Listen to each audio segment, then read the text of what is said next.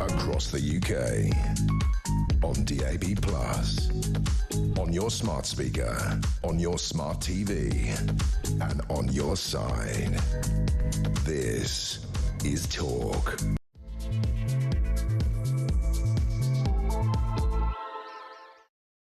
Thank you to Ian Collins. The Housewife's Choice back tomorrow from 1, but it's JK on drive with a haircut. Looks like it's all falling out. 0344 499 1000 is the only number in town. That is the number that will get you through to Jodie.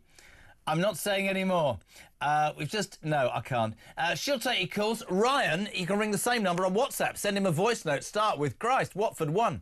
0344 499 1000. Text to 87222. Please, if you want to be involved, start your message via text with the word talk. Where do I start? We launched, well, I say we launched. We talked about this. We broke this news yesterday, the disgusting news that Labour had 45 minutes before Parliament went into recess for Easter yesterday evening, decided to pull their attempts of any sort of look at what went on with they call it grooming gangs. On this show, we'll call it what it is, which is rape gangs. They refused in January to have an independent national inquiry, which everybody thought was right and proper. They said there would be local inquiries, if you like. Jess Phillips, who's done so much for women's rights and stalking in the past, completely amazed I was by the fact that she stood up and said, we're going to just work with people at a local level. They have let the people down, and yet again there are people jumping up and down today saying this is Labour, it's a cover-up, they're worried about losing a particular vote, the Muslim vote, as with happened in several of their constituencies. In fact, Jess Phillips nearly lost her seat to the Muslim vote in Birmingham. Wes Streeting, of course, the Health Secretary also,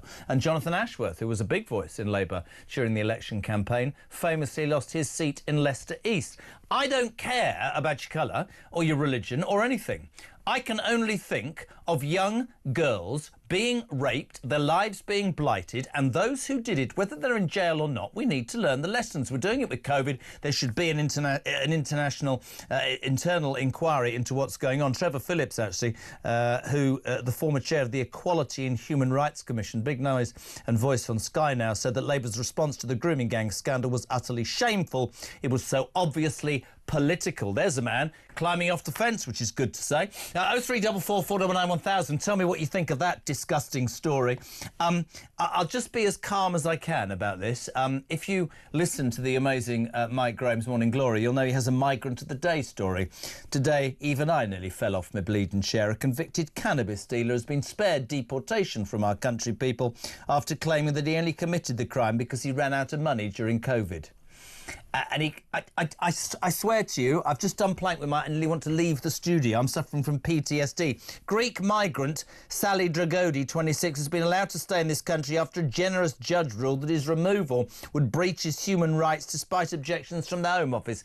So a cannabis dealer can stay because he hasn't made any money. You think that's bad enough? What about this council, Dacorum Borough Council in Hertfordshire, right? They've rejected an 80th anniversary of VE Day because their councillors, is it a Labour council, have said it will be too elitist. Let's not... Oh, it's Liberal Democrat. Well, that sums it all up with that idiot of a leader, Ed Davey.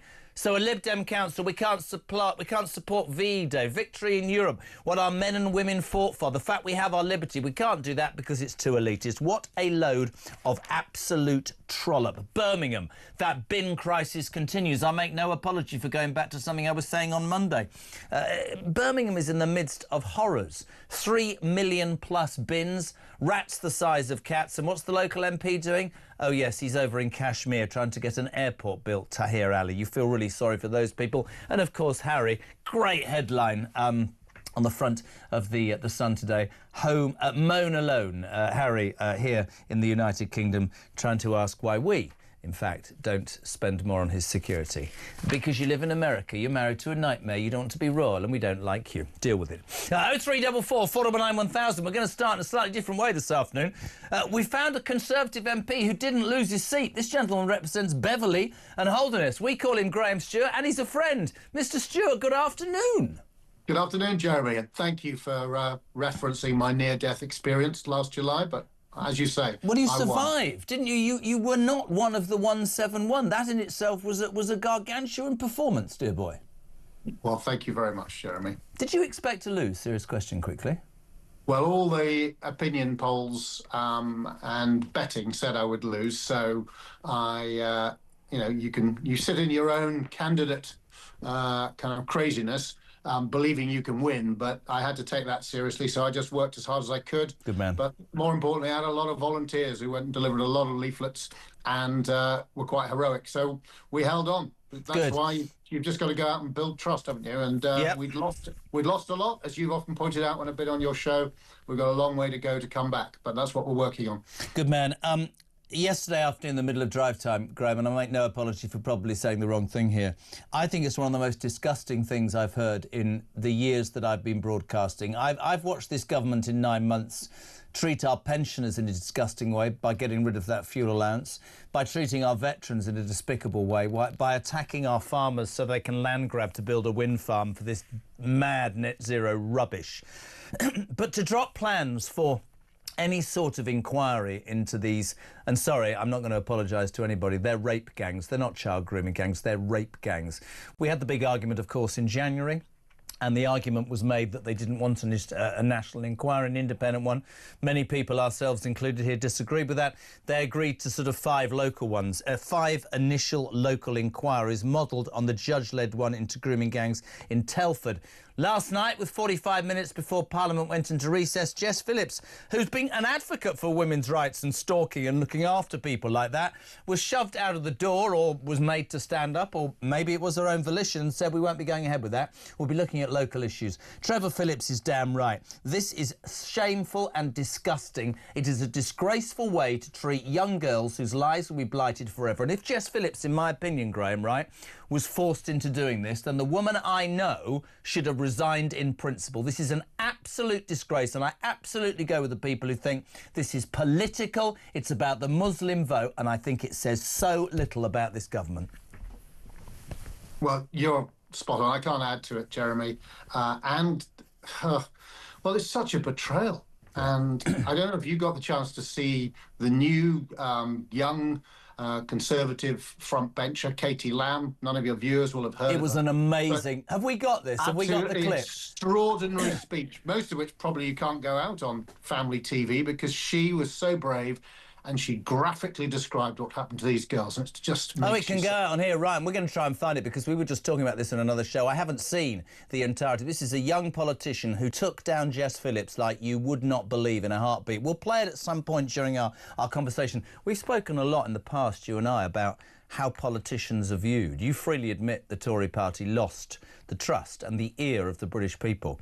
I think Brad in Cambridge sums it up. This is by far the most disgusting thing that Labour have ever done in my lifetime. I'm just hoping that the grooming gang scandal is Labour's Royal Mail moment. Jess Phillips and they all should resign in disgrace. And I think there's real anger, and justifiable anger, about this, Graham.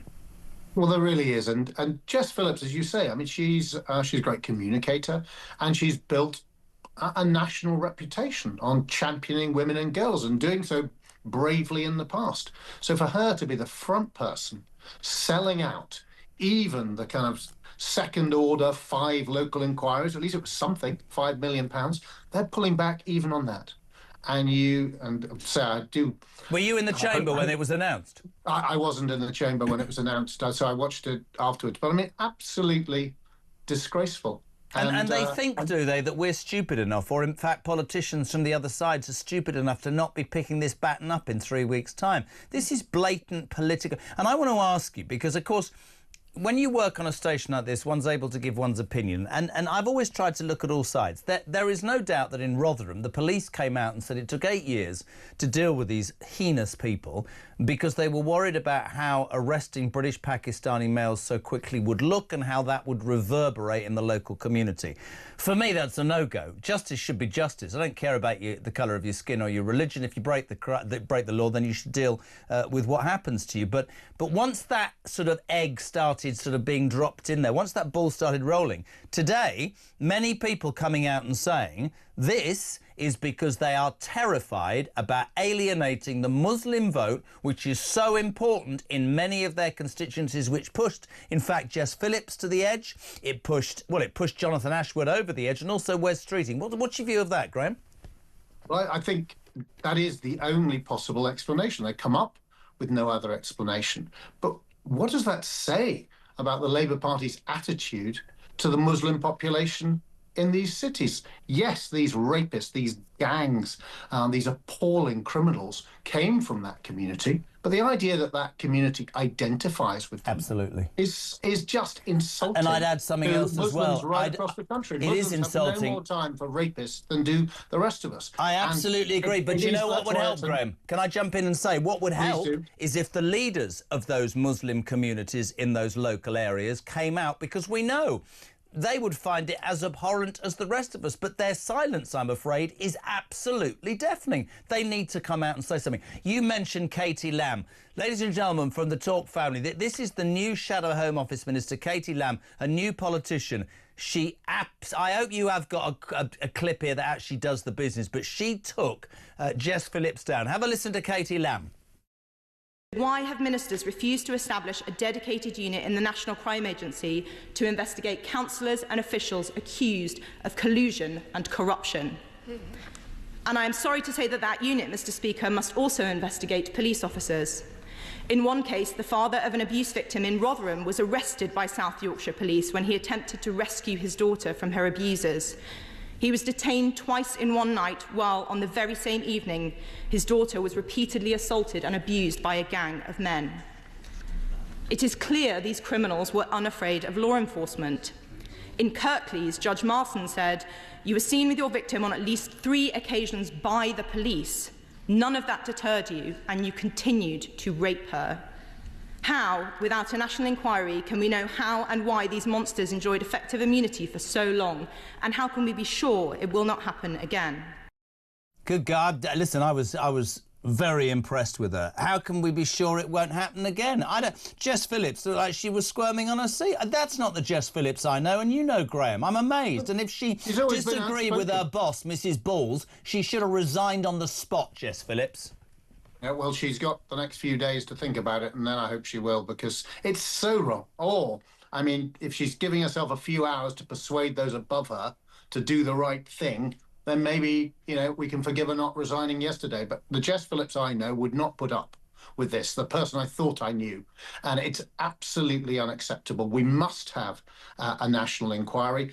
It's 50 towns and cities across the country where this has happened. Labour offered 5 and they pulled even that. They said, they made a big announcement. Do you remember about the KC, the King's Counsel, the senior level barrister who's going to be in charge of this? And weeks later, he didn't know anything about it. He still doesn't know what's happening. And at the root of it, you're going to the communities and their representatives who for years failed to stand up for children, 11, 12, 13-year-old children being repeatedly raped, visibly in their community. This was happening. And you're going to them and asking them if they want to have an inquiry? Well, we all know what the answer is going to be in Bradford and the surrounding area. They don't want an inquiry. They want it all covered up. They want it to go away. That's why we need a national inquiry. That's why it is absolutely an unanswerable case. And we in the Conservative Party will be pushing, as we have from the beginning, to say this must happen. And it's got to have full powers. It's got to look into this, and it's got to make us face the ugly reality of what's going on in so many places. And all the people, as Katie highlighted, including police officers, who somehow, for political correctness, whatever the heck it was, turned their face away from evil when it was going on right in front of them. It's one of the most shocking and disgraceful things to have happened in this country for a long time, and for us not to face up to it and seek to eradicate it. Because right now, Jeremy, do you know what's even worse?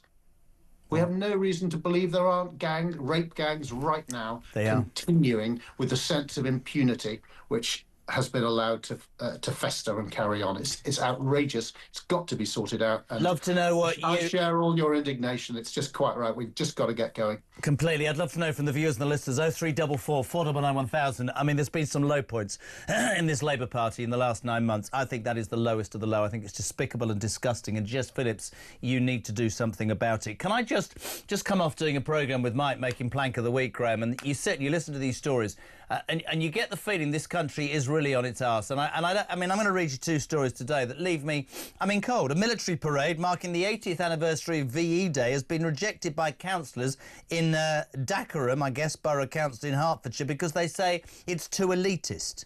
This is despite the council holding a day-long event last year called 50 Fest, which included a colourful parade through Hemel Hempstead to mark its 50th birthday. Instead, it has told residents to hold their own street parties if they want to commemorate the German surrender to the Allies 80 years ago.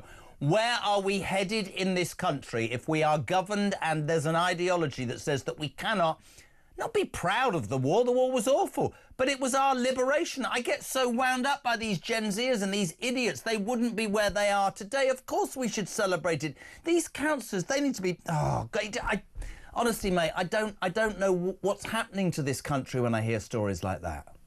Well, I guess these people have been with us, but it's, I think you said a little earlier, it's sadly typical Lib Dem lunacy. They present as moderates, you know, in our community. The Lib Dems, they're cuddly, feely, you know, sort of person you expect to be church-going, middle of the road, solid people. And in fact, they're people who want to take people who are not elitist. There's nothing elitist about celebrating well, this. I'm going to have to jump. I'm going to have to jump in, Graham. Was our elite. Listen, they are our elite. I know, but I don't want you and I to get our. I don't want you and I to be inaccurate. Listen to this. This is breaking news in the last 5 seconds. That military parade, cancelled over elitism claims, we've just heard will now go ahead after an unprecedented intervention by the Liberal Democrat joke of a leader, in my opinion, Ed Davey. So that council have been literally told it's going to go ahead. That's about the only sensible thing, in my humble opinion, Sir Ed Davey's done in the last 5 years, my friend. Oh, well, he always likes a stunt. Maybe he'd put them up to it, because it was so crazy in the first place. He said, go on to Quorum, let me come in and look like I'm a patriot. But anyway, that's me being cynical. I apologise. I shouldn't have said that. But they come out with this kind of nonsense every day. They appear to be moderate. They're not. And anyone who thinks that the elite, those who put their lives on the line to defend this country, that celebrating them is somehow elitist. I mean, they need their heads examined, and hopefully Mr. Davey can sort it out for decorum. Another story to send us both over the edge. I've no time for Ed Davey. A convicted... Just calm yourself down. Mike does Migrant of the Day now on breakfast, and I'm not surprised why. A foreign drug dealer... What's a drug dealer? A convicted cannabis dealer has been spared deportation, Graham, after claiming that he only committed the crimes because he ran out of money during the COVID pandemic. Greek migrant Sally Dragodi, 26, has been allowed to stay in this country after a generous, in brackets, idiotic judge ruled that his removal would breach his human rights. He sought to... The Home Office had sought to return him to his native Greece after he was jailed for more than a year for possessing cannabis with an intent to supply. But first-tier tribunal judge Mary Mulready believed he was at a very low risk of reoffending. His lawyer argued he was someone who had done something stupid once and was unlikely to commit the offence again, and looked to the ECHR for inspiration. Graham Stuart, my God, the ECHR's got to go. It's a joke. Yeah, well, we talked about it the other day, and I said my instinct is to see it go. Let's do the work. But, Mike, every day, as you say, the evidence is piling up, isn't it? I mean, Rob Jenrick was highlighting another case. I don't know if you saw that. An assassin, I think a professional assassin, killed a mother and her nephew in a house. And because of various things, it took 5 years to bring him to justice. According to the Strasbourg court, if I'm getting this correctly, his human rights had been breached. The human rights of an assassin who murdered a mother and a nephew in their beds. With a laughing stock, Graham Stuart, with a laughing stock of the world, and it's getting worse on a daily basis. And I don't want to sit here every day and do this, but, you know, we've got a country... I mean, the military parade, migrants being allowed to stay because they're a cannabis dealer, human rights, or their child wants chicken nuggets, or an assassin. And we laugh on this show about this, but this is the reality. And I'm going to bring it up because I want to bring it up. And I'm going to say what I said yesterday. Lucy Connolly, I don't condone in any way what Lucy Connolly said after those Southport murders.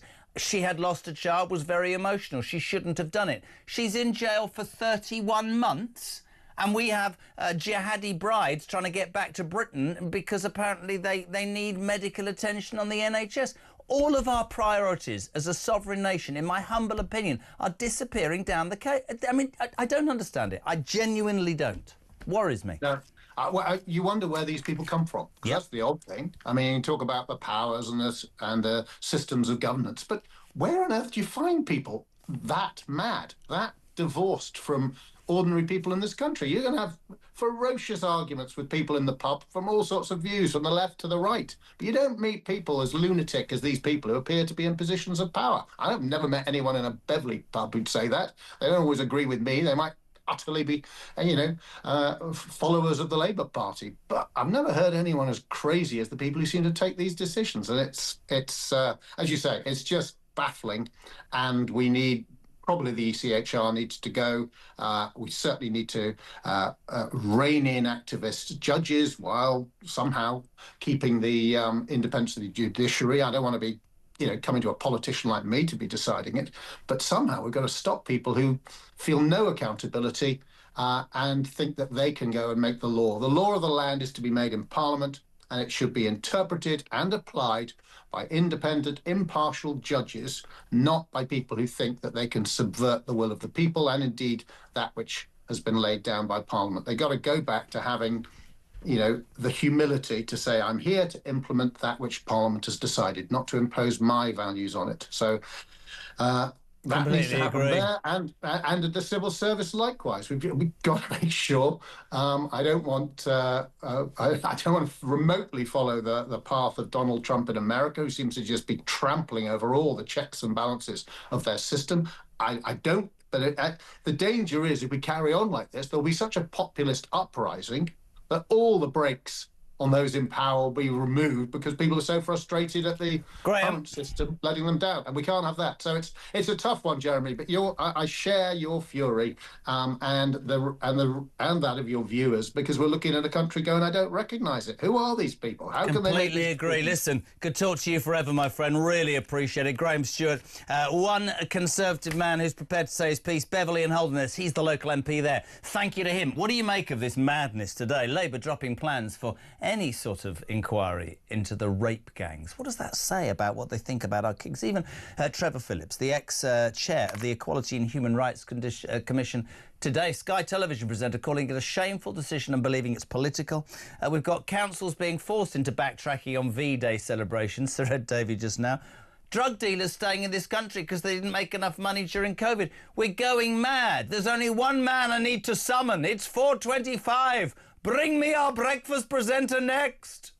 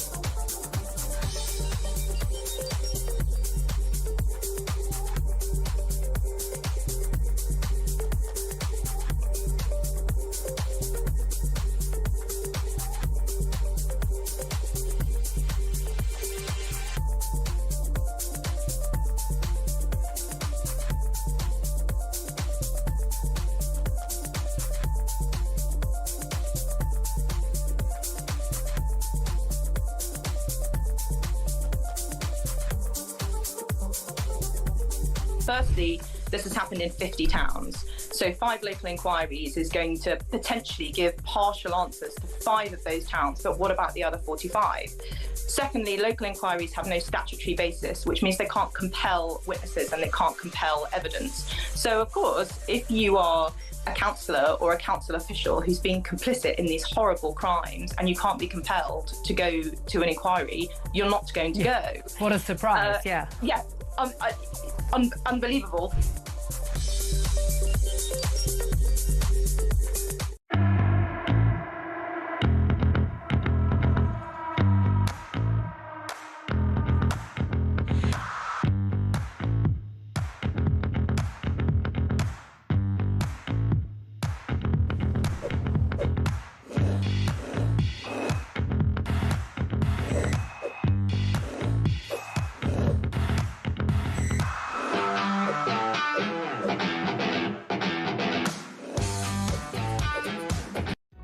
Across the UK, on DAB+, on your smart speaker, on your smart TV, and on your side. This is Talk. 28, Mike Graham on the way, we hope, before now and 5 o'clock. 0344 499 1000. And your text, most of you rightly furious about the government's decision to drop its plans for 5 local grooming inquiries. We know that children have been raped for ages, sadly and tragically, across the UK. They turned down the chance for an independent national inquiry in January. And now last night, 45 minutes before Parliament went into recess for Easter, they decided to do it again. My God, you're angry. Sean in Somerset, regarding the rape gang scandal, if the government and the police are not protecting us and our children and prioritising criminals, Southport style might well happen again. I don't condone it, says Sean, but these people need to understand how upset the British people are. And she said, we need more Katie Lambs. I agree with you. Very impressive. She stood up and she took Jess Phillips on. James in Dorset, I think, sums it up. Starmer is prepared to utterly ruin this country if it means holding on to power. The Muslim vote shouldn't mean as much to him as holding on to a country's worth standing up and being counted for. I am proud, Jess, to be British, but it breaks my heart hearing about all this two-tier obvious bias that is happening, and it's making us the laughingstock. James, I couldn't agree more. And something, I mean, I remember, I always say 1979. That Labour government seemed to be obsessed with, I don't know, doing whatever the unions wanted. This lot seemed to be so hell-bent on an ideology that I, at 60, nearly don't understand. You know, you can have an ideology, but when you miss the basic things that make a society work, like protecting children, like not allowing criminals to stay in this country for some other ridiculous reason, like my child likes chicken nuggets, and you think I'm joking, or I'm a drug dealer who ran out of money, we risk becoming a laughingstock. Add to that you can come into this country and get medical attention and have your backside wiped, and all of that at the exact moment that the British people are really struggling. Let's go to the phone lines. London, Georgina, you're on Talk Drive. Good afternoon. Good afternoon, sweetheart. You always catch me when I'm cooking. Honestly, I feel like Mrs. Beaton every time. Right, you were on a couple of weeks ago, and I got home, and my wife said, "My God," she said, "that woman was making her own pasta with meatballs. You poor bugger, you never get that." What are you cooking tonight, Georgina, in London? Well, my husband and son have gone out golfing, so they're due to get back. So I'm doing spaghetti bolognese for my husband, but my son wanted chicken goujons, so I've been rolling goujons in egg and breadcrumbs, making the goujons when he gets back. You've made your own goujons? Well, I like to know what is going inside of the bellies of my family. I can't trust fast food. I can't trust it. Anyway, there's a lot you don't trust. On a serious note, let's take your chicken goujons to one side. Are you as appalled as I am by this disgusting act of the Labour government to drop this inquiry into these rape gangs? Well, I think that is an understatement. I think morality and common decency has been thrown out of the window in pursuit of votes. And by doing nothing, they are complicit in what's going on with these girls, and still going on now, might I add. I'm utterly disgusted by Jess Phillips and the Labour Party in the handling of these Muslim Pakistani gangs. Jess Phillips is supposed to be the Minister for Domestic Violence and Safeguarding. Yeah. What an absolute joke, Jess. The woman, I mean, I've always liked Jess Phillips. I've liked what she stood for. And, you know, but she needs to tender a resignation immediately, because she's obviously shown she's unfit for purpose. Well, it's really interesting, actually, because my mate Rob from Newcastle, a self-made man, and one of my good friends, sent me the most enraged text he's ever sent yesterday, and he said, Jez, She doesn't get a buy on this man. And the more I thought about that afterwards, he's absolutely right. Jess Phillips, the Jess Phillips I know and I've met, has, you are right, always been on the side of women's rights. Stalkers, safeguarding. She's the safeguarding minister.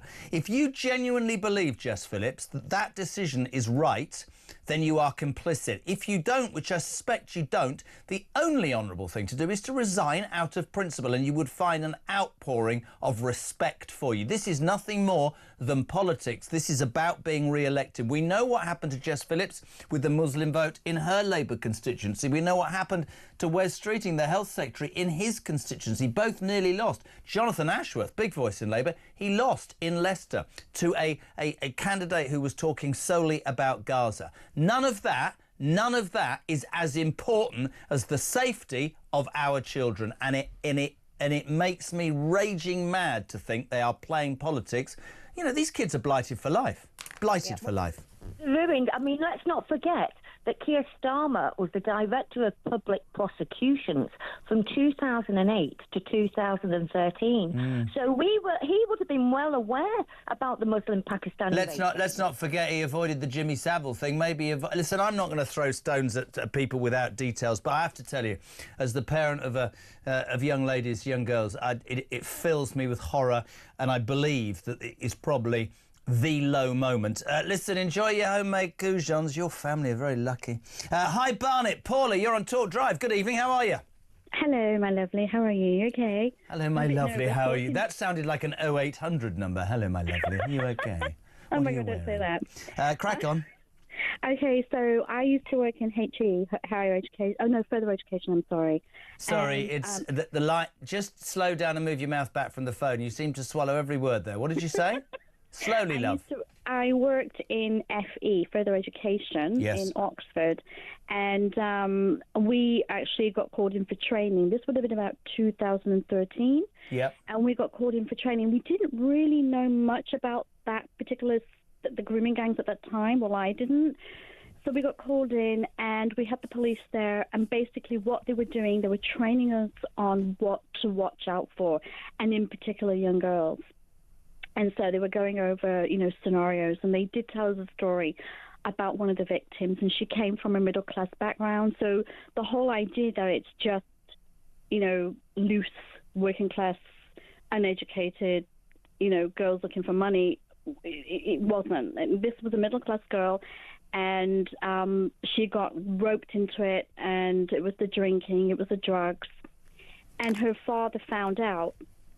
And her father was so devastated because he felt he failed her. He went out every night looking for the perpetrators. So that was quite harrowing, and it really hit home because I don't have children, but I have an 8-year-old niece. And so for me, I feel very protective of her. So it almost feels like Jess, and I used to like Jess Phillips too. But I feel she's failed, and it almost feels like a second-class, a two-tier system now, two-tier safeguarding. I think Jess Phillips, I've said it, needs to look in the mirror, because any respect that lots of people have had for that lady will dissipate completely. The honourable thing for Jess Phillips to do, the Jess Phillips I believed I knew, would be to resign instantly. It is disgusting. They are trading these... And people will say, it happened. I don't know if this is true, but people will say it's still happening. I'll take that to one side. These young girls, their lives are blighted forever. I'm not interested in talking about, maybe it is to shore up the Muslim vote. I don't care the colour of a perpetrator's skin. A man that does that to a girl, a young girl, he's not a groomer. We're writing grooming gangs. It should say rape gangs. These are rape gangs, and these people should suffer and struggle forevermore. But the fact that we can't as a society go, right, we need to bloody well learn from this and have an independent inquiry, smacks to me of loads of stuff. Is it a cover-up? Is it political? Whatever it is, it's not good. Paula in High Barnet, thank you very much indeed. What is it, 24 minutes to 5 o'clock? Mike Graham's been in a high-powered meeting. He's made his way to Studio One from the pub. He's next on Talk Drive.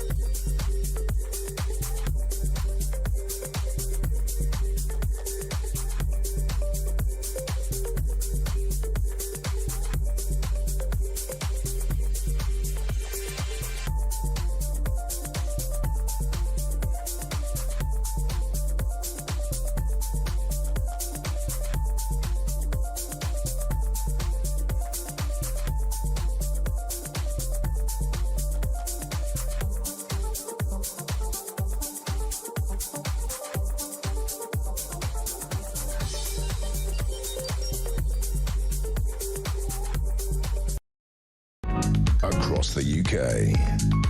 On DAB+, on your smart speaker, on your smart TV, and on your side. This is Talk. Welcome back. 22 minutes to 5. Once a week, we are privileged to have in our presence a man whose career disappears into the stratosphere, and I hold on to his coattails. Michael Graham, good afternoon. Listen, Jeremy, you're far too kind. And also, No, I'm not. You were on Life Stories last week. By the way, who knows what you're going to be doing next week? Well, I can tell you that. Can you? But in private. But not here. With you. Yes. Now, I listen to Breakfast now because Yeah. the one thing that would become obvious doing our job is, as I nearly broke down in the plank of the week, you could end up with PTSD with the crap that's going on in this country. Absolutely. Yeah. But you managed to make me laugh every single morning, which is some achievement. This is what we try to do, because you have to laugh, really, because if you don't laugh, you just go into a pit of despair at how awful everything is, right? So instead of talking about rape gangs now or migrant of the day stories, we are going to tell you about a new UK theme park, ladies and gentlemen. The first universal theme park in Europe will be built in the UK. The government has promised. The attraction is planned for the site of a former brickworks near Bedford and could create an estimated 28,000 jobs before opening in 2031. Universal estimated the 476-acre complex could attract 8.5 million visitors in the first year. Starmer said the multi-billion-pound investment would see Bedford home to one of the biggest entertainment parks in Europe. Mike Graham doesn't just take this story and report it.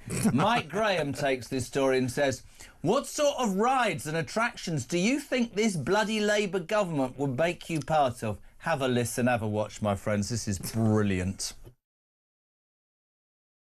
We've been talking this morning about a new theme park which is going to be built. The Universal Studios apparently going to build it in Bedfordshire. We've been asking many of you to give us some ideas for theme parks. Alison in South Wales says in the new theme park at 5 p.m. every day they could have the PIP parade. All the people driving their brand new Motability cars. Instead of the water rapids, you can have a road you go down that's full of potholes in a car with bad suspension and flat tyres. I don't know why they're bothering building a theme park in this country. They're going right, no one will be able to afford to go to it anyway. How about the Rachel Reeves ride, says Terry in Birmingham. You go round and round and vanish up your own deficit. It's the HS2 ride. It travels at high speed for 10 feet, where everyone gets off and into the replacement bus ride. Tickets are £50 if bought 5 months in advance, or £1,000 on the day. It was amazing, right? And we had people going. It was two lines. You know, when you go to the theme park with your kids, and you go, well, and they're all going, why are all those people queuing up over there? And you're going, well, because I paid for the fast line, you know. Yeah. Well, in this theme park, the fast line's full of migrants because they get everything for free and they get to go on all the rides without any problem at all. One of my favourites was the boat that takes you across the lake, which is a lovely sort of ferry type boat. Yeah. You only get halfway though, and then you get rescued by the RNLI, and they tow you the rest of the way into the port. My favourite was the Ed Miliband ride. This is fantastic. Yeah, the Ed Miliband ride. Rides cost £50 each, but only last for 35 seconds because I'm afraid we haven't got enough energy. There's no wind to keep them going. My other favourite one was Mike Amesbury's boxing booth, which you can have. Right? These are all, and then of course you get to some of the rides. These rides are closed due to the fixing of the foundations. This just goes on and on. It was hilarious. You just, people who listen to talk are so smart. They're so clever. They're funnier than most comedians. And I think it's important we in these sustained the whole times. 4-hour show just with their ideas of what we could be doing. So, listen, I'm going to put it to you because the Breakfast team have patently done a better job this morning. Drive Time team, we need to hear. What attractions do you think there would be in a British theme park set up by a Labour government? We've had, from Mike's wonderful viewers and listeners, the Mike Amesbury boxing ring, the Ed Miliband ride, which runs out of energy, so it stops. There's the log flume that's for migrants, which stops halfway and you have to be picked up by the RNLI. Anything else off the top of you? What was the other one? They had the Rachel Reeves roller coaster that just disappears up its own deficit. And there's another Rachel Reeves roller coaster that just goes down instead of up. It just doesn't. It just only goes in one direction. Is it called the Richard III, right? Well, funnily enough, and then we said that you could have the halal slaughterhouse for the for the Chamber of Horrors, and also a waiting room where you can just wait and nothing else happens. You just wait there. Just wait. Because that's the NHS theme. You just literally wait around. around. And then Don't let me down, drive time people. 87222. Start your message with the word talk. Calls, please, please. Voice notes 0344 499 1000. What sort of ride, what sort of theme would you think in a Labour-controlled park? We need to put one over Mike Graham on this one. And my favourite suggestion for the name of it was Left of Centre Park.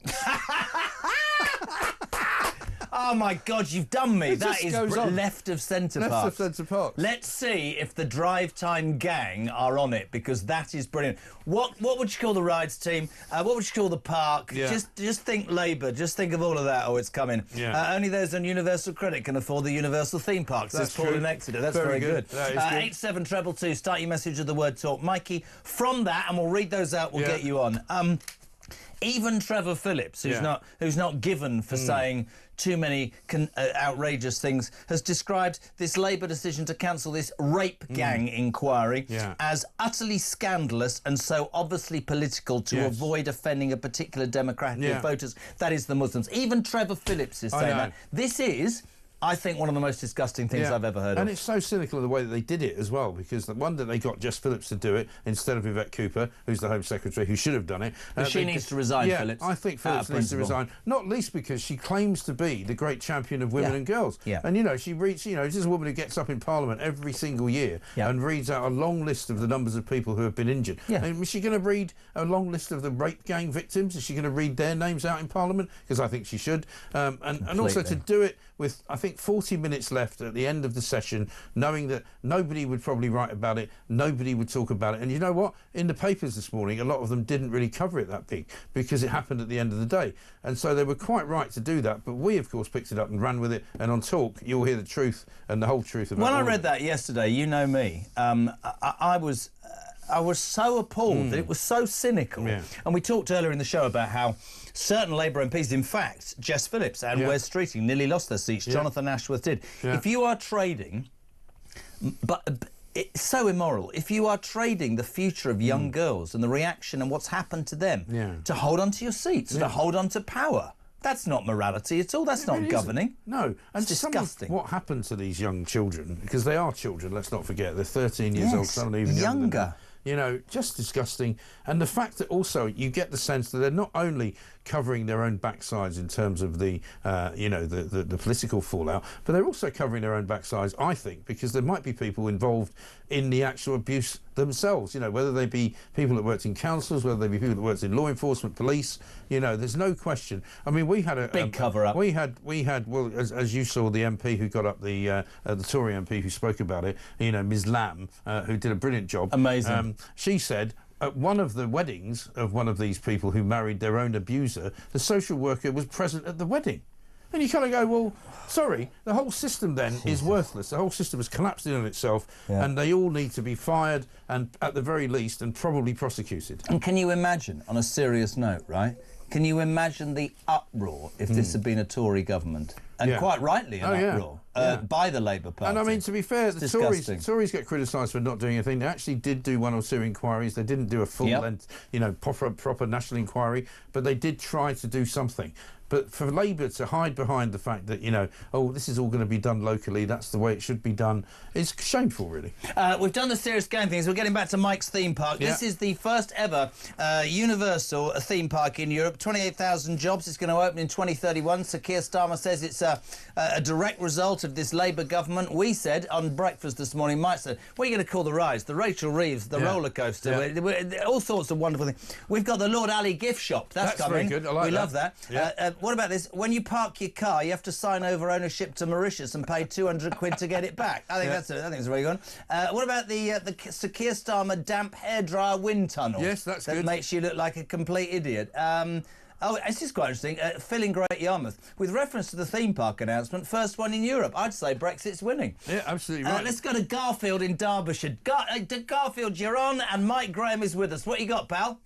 Good. Listen, this will be tomorrow. You could have a pensioners special hook a duck. when you lift it up, there's a prize underneath.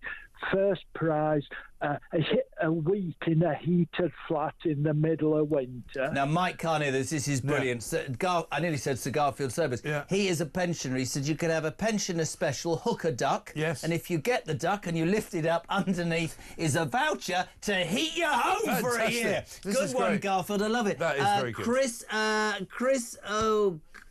Chris is in Cambridgeshire. Chris, hello. Hi, Jeremy. Hey, it's simple. You've got the Labour ghost train. Yeah. Where everywhere is pitch dark. Yes. And as you go through, these day-glow coloured pictures of the Labour cabinet fall down in front of you. You'd hear the screams for miles. I'm loving it. You're doing me proud on Drive. Good one, Chris in Cambridgeshire. Talk about the Frozen experience at the theme parks, says Brian in Westcliff. 350 quid to get in, over 65s only, sit in a giant cold room, and the first pensioner to get frostbite wins a giant Ed Miliband cuddly toy. It's fantastic. I mean, Oh they love my it. God. They absolutely love it. I mean, we had another one where brilliant. you've got a shuttle bus that takes you from the car park into the main arena where great. it all is, and people are clinging to the underside of it. You don't get to sit inside it. You just cling to the underside of it like Do you the know migrants. It's brilliant. Honestly, it's absolutely brilliant. It's brilliant. Keep those coming, please. Yeah. They're brilliant. 87222. Start your message with the word talk. We'll get you on the phone as well. 0344 499 1000. Before we finish, one of the greatest features, if you haven't listened to Breakfast, it offends some people, not me. Migrant of the Migrant day. of the day. Today, a convicted cannabis dealer has been spared deportation after claiming that he only committed the crime because he ran out of money because of the COVID pandemic. This is a Greek migrant, Sally de Grody, has been allowed to stay after a generous judge said it would impeach on his human rights as a drug dealer. Yeah, but just carry on dealing drugs, and we can't deport you because that would be bad for you. I mean, I don't care what people do. If they commit a crime in this country, they get sent home to whichever place they came from. This is black and white, isn't it? Isn't it straightforward? I don't think you can say that, can you? Well, I can. I mean, I don't care anymore. I just basically say it as I see Well, it. people say that to me, to you, Mikey, and to Kevin, Julie. Do you not care? It's not that we don't care. It's just that this is barking mad. Yeah. This is mad stuff. It is. It wouldn't matter to me if I didn't realise that we're screwing our own people for this madness, and we are already the laughing stock, aren't we? We really are. I mean, look at what they're saying in America. Harry Cole wrote the piece on Monday in his column. People are asking him in California, which is hardly a hotbed of woke central, Trump activists, and they're saying to him, "What's gone wrong with Britain? Why is it full of migrants who shouldn't be there? And why do you keep locking people up for hurty words that they've said on Facebook and Twitter? It's madness." Couldn't agree more. Mike is back tomorrow. We'll finish. He's here at Breakfast. He's a legend. Listen. So as part of the new theme park proposed for Bedford is a 500-bedroom hotel. Yeah. Well, you're going to fill it Fantastic. with You could migrants, stick aren't you? 1,500 migrants. You're going to get says migrants. Adrian. You won't be able to stay there because they'll be full of migrants. I mean, everywhere's full of them. You won't be able to get into the canteen. You'll have fast food outlets. You won't be able to get into them either because they'll all be full of migrants. This is going to not go away. Sean Marshall in Kidderminster. Angela Rayner's fun houses, 2 for the price of 1, ladies and gentlemen. And also JB in Aberdeenshire, like a coconut shy, but for people that can't be bothered throwing anything, even a sickie. That's fantastic. Listen, keep them coming. 0344 499 1000 and MG back tomorrow morning, 6 o'clock. 6 o'clock. We'll have some good news for you. Really? Yeah. I'll find some. Don't worry. He'll find some. See you in the morning. Well, we'll see you in 3. Ta-ra.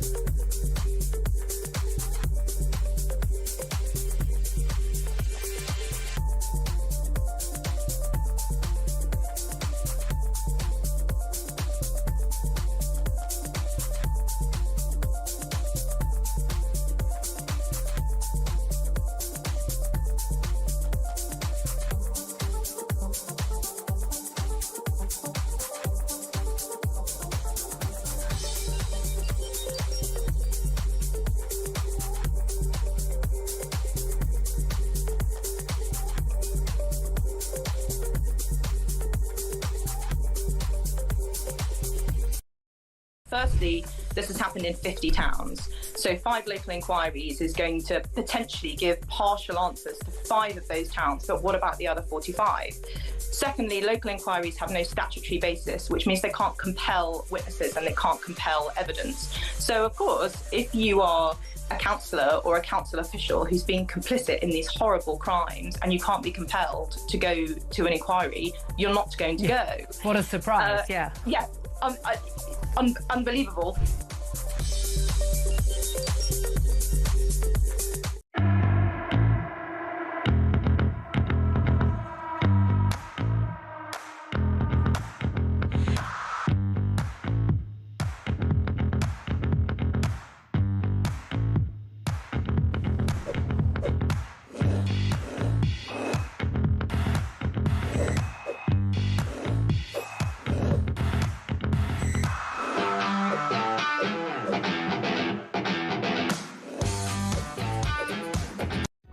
Across the UK, on DAB+, on your smart speaker, on your smart TV, and on your side. This is Talk. Welcome back. 6 minutes to 5. If you've been making suggestions for the British theme park run by Labour, we'll do more after the news very quickly. The Rachel Reeves Black Hole ride, 3 people with microphones shouted everywhere in the queue telling them how big it is. When you get to the front, though, Jez, you discover it doesn't actually exist at all. This will be Universal's new theme park set up under Labour. It's going to be a disaster. Right, 6 minutes to 5. The legend that is Rupert Bell is with us. Belly, how are you? Very good, thank you, Jeremy. Front of the Sun newspaper today. Excellent. I'm going to hold it up. Mona Lone, as the ginger one comes back, still hasn't got the message, lost the initial case, still believes that despite the fact, Rupert, he doesn't want anything to do with the British royal family save slagging them off to make a living with his odious wife, he believes that we should protect him and his children. You and I both know this is about guns, OK? Because the elite squad of police will protect the royals with guns. Private security can't have it. Deal with it, mate. You didn't want to be in this country. Right or wrong? Well, he didn't want to be in this country, end of. And in hearing what's coming out of the Court of Appeal today, because he won the right to have an appeal after the initial court case, they're saying that with him leaving, presented a unique set of circumstances. Excuse me. Rupert Bell is about to pass out live on Drive. On track here for a unique set of circumstances for the Home Office, and that's what the whole issue's about. And I don't think they've ever said that should he come to this country, he won't go on without having some form of security, because they do know just because by right of his birth he has there is an inherent security risk. But by him moving to America, it was a unique set of circumstances, and that's the problem for Harry. For God's sake, cough, man. You cough while I do this. No, you're absolutely right. And the thing about Harry, and the thing that alienates and angers so many people is, he talks about, I've been singled out for inferior treatment. No, you made a decision which people respected, but you then spent your entire time trashing the very being, the very body, the British royal family that you say you should be treated the same as. You can't have it all ways. You went down a separate route, and now you seem to want the benefits. Of course they'll protect him, but he ain't his brother and he ain't his father. He married that nutcase and he's living in California. Deal with it. The thing I don't get, Belly, is he doesn't seem to understand it's not going to get any better for him here, is it? No, and the thing is, this is also, he doesn't need to have been in court today. And it is interesting, bearing in mind this is the anniversary of the marriage of the King and the current Queen. You know, they got married 20 years ago. They're on a state visit. Of course, where are all the headlines now? He has, by coming over, yes, the court could have been heard, and because there was nothing that he was required to do, by his presence, he has immediately grabbed all the headlines and deflected away from his father's state visit to Italy. And, you know, you can look at that with a sort of, OK, the court date was set, yes, on the 8th, you know, there's nothing... Do you believe they're that narcissistic and manipulative, he and his wife? There is a chance. And obviously, you know, that they could And also, it is the King going into Italy. They're talking about should they have met. I don't think the King wants to meet until this issue is resolved, because he would feel that it might prejudice the outcome of this particular appeal, because he might be going with some information that may not was said in confidence, but then ends up in court. Before you pass out, we go to the news. We haven't got long, but we don't need long. Have you watched, listened or taken part in Meghan's new podcast? I listened. It was crap. What, for about 40 seconds?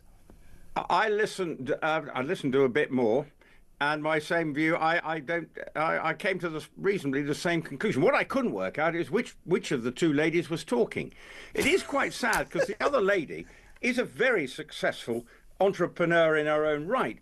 But it just became down to us. It seemed to, if you look at the takeaways, yes, we've discovered that Meghan had a problem post-birth of one of her children. But we've also discovered that, that everything was about fawning all over Meghan, and it was a series of platitudes. What I wanted to hear, and it was the same when she interviewed Serena Williams, I wanted to hear what drove this very successful 35-year-old, after running Tinder, to set up Bumble, all the trials and tribulations, not when it comes down to box packing and that she gets up and wondering about the packaging because of Meghan. And I'm afraid the approach is wrong. It all seems to be designed to say how wonderful Meghan is, rather than we should be saying how wonderful her guest was. Couldn't agree more. We think you're wonderful. Thank you for coughing your way through that. It was only 5 minutes, but we appreciate it. Sorry for that, my friend.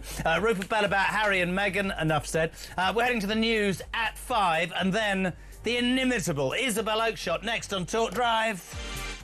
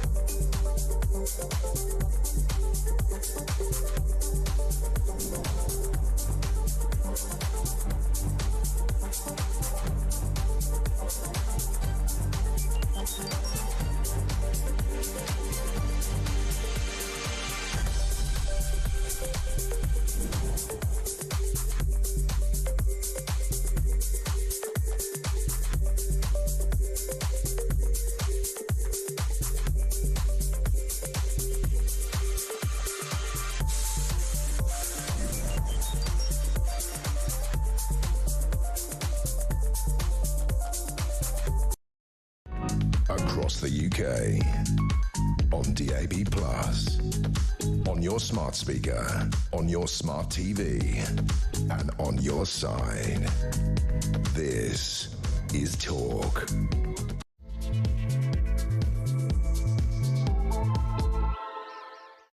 Where did that hour go? Into hour 2, drive. I've got rubellitis. What? We're here until 7 o'clock. Hour 2 is underway. Isabelle Oakshot, we're trying to get hold of her. 0344 499 1000. Before we get all serious, let's repeat this great story. The new UK theme park. Could I point out to... I don't know who it is. Somebody said Mike Graham's new theme park. Listen, he's a lot of things, but he's not building it. Universal are outside Bedford. It'll be ready by 2031. The Labour government announced today, estimated 28,000 new jobs, 476-acre complex, and Sir Drury Starmer says that the multi-billion-pound investment would see Bedford home to one of the biggest entertainment parks in Europe. On breakfast, they thought, do you know what? Let's have a look and work out what sort of rides, what sort of an attraction would it be under a Labour government? And they have done brilliantly on breakfast, but you know on Drive you've done brilliantly as well. Jez, downhill slide ride surrounded by ULEZ cameras so that people are fined on exit. Love it. Jim in Sunderland, hello Jimmy. You could have a Birmingham-themed whack the rat stall. If you whack the rat, you can have your bin emptied for free. Great show. Thank you very much indeed. Love it. Hello to Yvonne in Leicester. The theme park will only be open 3 days a week because everybody's working from home and they don't want to come in. Bloody brilliant. Hello to Chris. On the Labour theme park, a House of Mirrors, where they're all boarded up because they can't bear to look themselves in the eye. Chris is in Sutton Coldfield, which is, with the greatest respect, the only posh part of Birmingham. I bet the bins in Sutton Coldfield have been emptied in the last while or so. 5:05 to the phone lines to Liverpool. Paul, you're on Talk Drive. Hello, mate. All right, Jeremy. I've got a great one for you, mate. This is for the is this for the Universal theme park run by Labour? Yeah, a moat right around the park with loads of dinghies. Call it the channel and say anyone who can break in, all is free. Imagine a Scouser say you can break into a theme park for free. There's a shock centre. Are you a red or a blue? I'm a red. A red. A red. Congratulations on an amazing season. Jodie's going... She's an Everton fan, Jodie. Just laughing. I love it when a Scouser laughs. Nice talking to you, mate. Good man, Paul in Liverpool. Thank you very much indeed. 0344 499 1000 is the telephone number. Text to 87 222. Oh, here we go. I love it. Voice notes. Ross, on theme parks, go. How about around the world in 80 days? And every little country you stop at, Lindsay Hoyle pops out to tell you what's going on. I didn't hear a word of that. I do apologise. Can we play it again? Because Ryan, it's not his fault, was talking to me on my ear. Push the button again, loud. How about around the world in 80 days? And every little country you stop at, Lindsay Hoyle pops out to tell you what's going on. Love it, Ross. Kai is in Birmingham. Kai, you're on Talk Drive. Go. They'll make a ride where you go upside down, so all your money falls out of your pockets, and you still have to pay for the illegal immigrant staff picking up everything that's being collected. God alive, this is miserable as sin. I don't blame him. This is the theme park they're going to build in Bedford. 28,000 new jobs. People should be excited, but under Labour, what would it mean? Listen, we'll move on. There is so much in the news today. So many... Oh, hold on a second. Jacqueline... Good Lord, it's busy. Jacqueline's in Dorset. Hello, Jacqueline. Hello, Jez. Thank you so much for letting me put forward my idea for your left of centre theme park. Nice. It is, you can hook yourself a lame duck lammy. A lame duck lammy? What's a lame duck lammy? A lame duck lammy, because dear lammy, the way he walks, he waggles. And I think that's because he's scoffed all the fish in the lake. Brilliant. We know how Interesting. much he loves food. It's very weird, but Jacqueline, I appreciate it. Cool. Jacqueline thinks you could hook a lame duck lammy because he waddles like a duck. Some people will say it's because he spent £500,000 on eating and drinking since he became the Foreign Secretary. I myself would not be so disgusting. Now, listen, let's move on. That was a bit of fun. You can keep those coming. Just want to go back to one of the main news stories. We broke this last night on Drive. It wasn't really central to all the newspapers, but throughout the day on Talk, you can only understand how annoyed and angry and frustrated people are. 45 minutes before Parliament went into recess for over 3 weeks at Easter yesterday, Jez Phillips, the government's safeguarding minister, and I just want to make a caveat.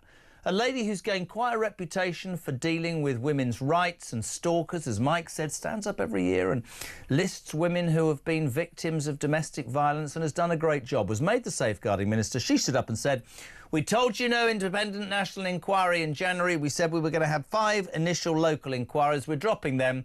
We're not spending the money. We think there's a better way of doing this working locally." And off they went. It's an utter disgrace. There are many people. Let me tell you what Sir Trevor Phillips, Sky News presenter, of course, and former chair of the Equalities and Human Rights Commission, described Labour's response to the grooming gang scandal. Get grooming gangs off the screen and put rape gangs up, because that's what it is. He says it's shameful and obviously political. People are saying today the reason Labour won't look into this heinous crime is because they are concerned about losing a particular vote. That is the Muslim vote. They've seen that happen already. I don't know whether that's true or not. If it is, it's disgusting.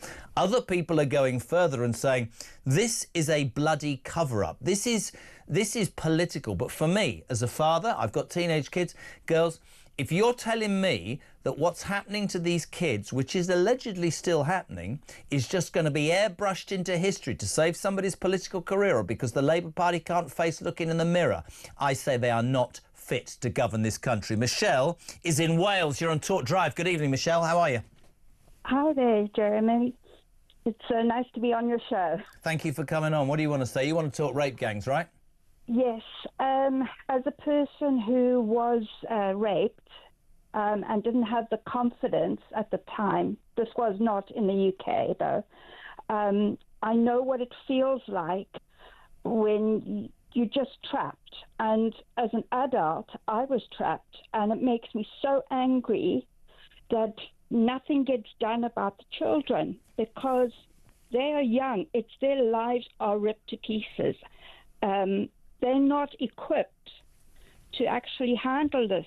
And I've taught myself a lot, and I'm doing a psychology degree so I can try and help people. But it's really bad that the government really doesn't care about anybody anymore. Listen, I massively respect you for making the call, and I appreciate it, because what it says to me, and you talked about training yourself in psychology to deal with it. That was my first thought yesterday. Forget the politics, whether it's a cover-up, whether it's buying seats, whether it's the typical Starmer, I don't want to upset people. There are young girls, and I will use the word blighted until we finish tonight, whose lives will be messed up and blighted forever, who will have PTSD, who will become addicts, who will do terrible things and treat themselves and others around them badly because of the horror of what happened to them. If I was a government, right, not only would I want to deal with those perpetrators with the strong arm and the law, I wouldn't be pussyfooting around wondering about where you came from or what the colour of your skin was. If you've done wrong, you've done wrong. I would also be making sure, if I was Jess Phillips, right, that I was, as the safeguarding minister, did absolutely everything in my power to ensure that those girls had the right treatment and help going forward. My fear is that this will be airbrushed into history. But I'll tell you something I know about the British people, Michelle. It ain't going to happen, because people are as angry, genuinely angry, as I think I've ever heard them. Michelle, thank you so much indeed for joining us. It's 5:10. We're live across the UK. Let's welcome her. Technical problems, apparently. Isabelle Oakshot, where have you been? What's going on?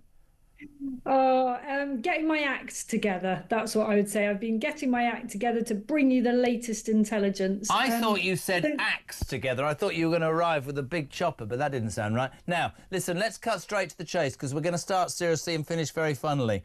I just said it to Michelle. I think, having sat here for 10 months under this government, I thought the pensioners thing would be their poll tax moment. I thought the veterans' removal from military homes was disgusting. I thought the tax grab on farmers was despicable. This dropping any sort of look generally and deeply into these rape gang inquiries is beyond shameful. And I think Sir Trevor Phillips is dead right. This is absolutely and obviously political and smacks of a cover-up. And I don't think the British public will swallow this at all, Isabelle, do you? I don't. And I think the manner in which it was done, you know, cynically slipped out, I think 45 minutes last night before the Commons went into recess effectively for the local elections campaigns to a chamber that was semi-deserted. And many people have asked me, given my connections with Reform, well, why wasn't Reform in that chamber? I'll tell you why they weren't in that chamber, because the leader of the Reform Party and the deputy were up in Scunthorpe trying to save British Steel, which appears to be on its uppers under this government as well. It was incredibly cynical to announce that then. And as you say, this isn't going to go away. People feel really, really strongly about it. It's a story that has, I've been peripherally aware of for basically years, because it's sort of been bubbling along for a long time, hasn't it? And I haven't really wanted to engage with it up until it all blew up a few months ago. I didn't really want to engage with it because it just all seemed too awful, and I wasn't sure quite how to get my head around the scale of it in some way.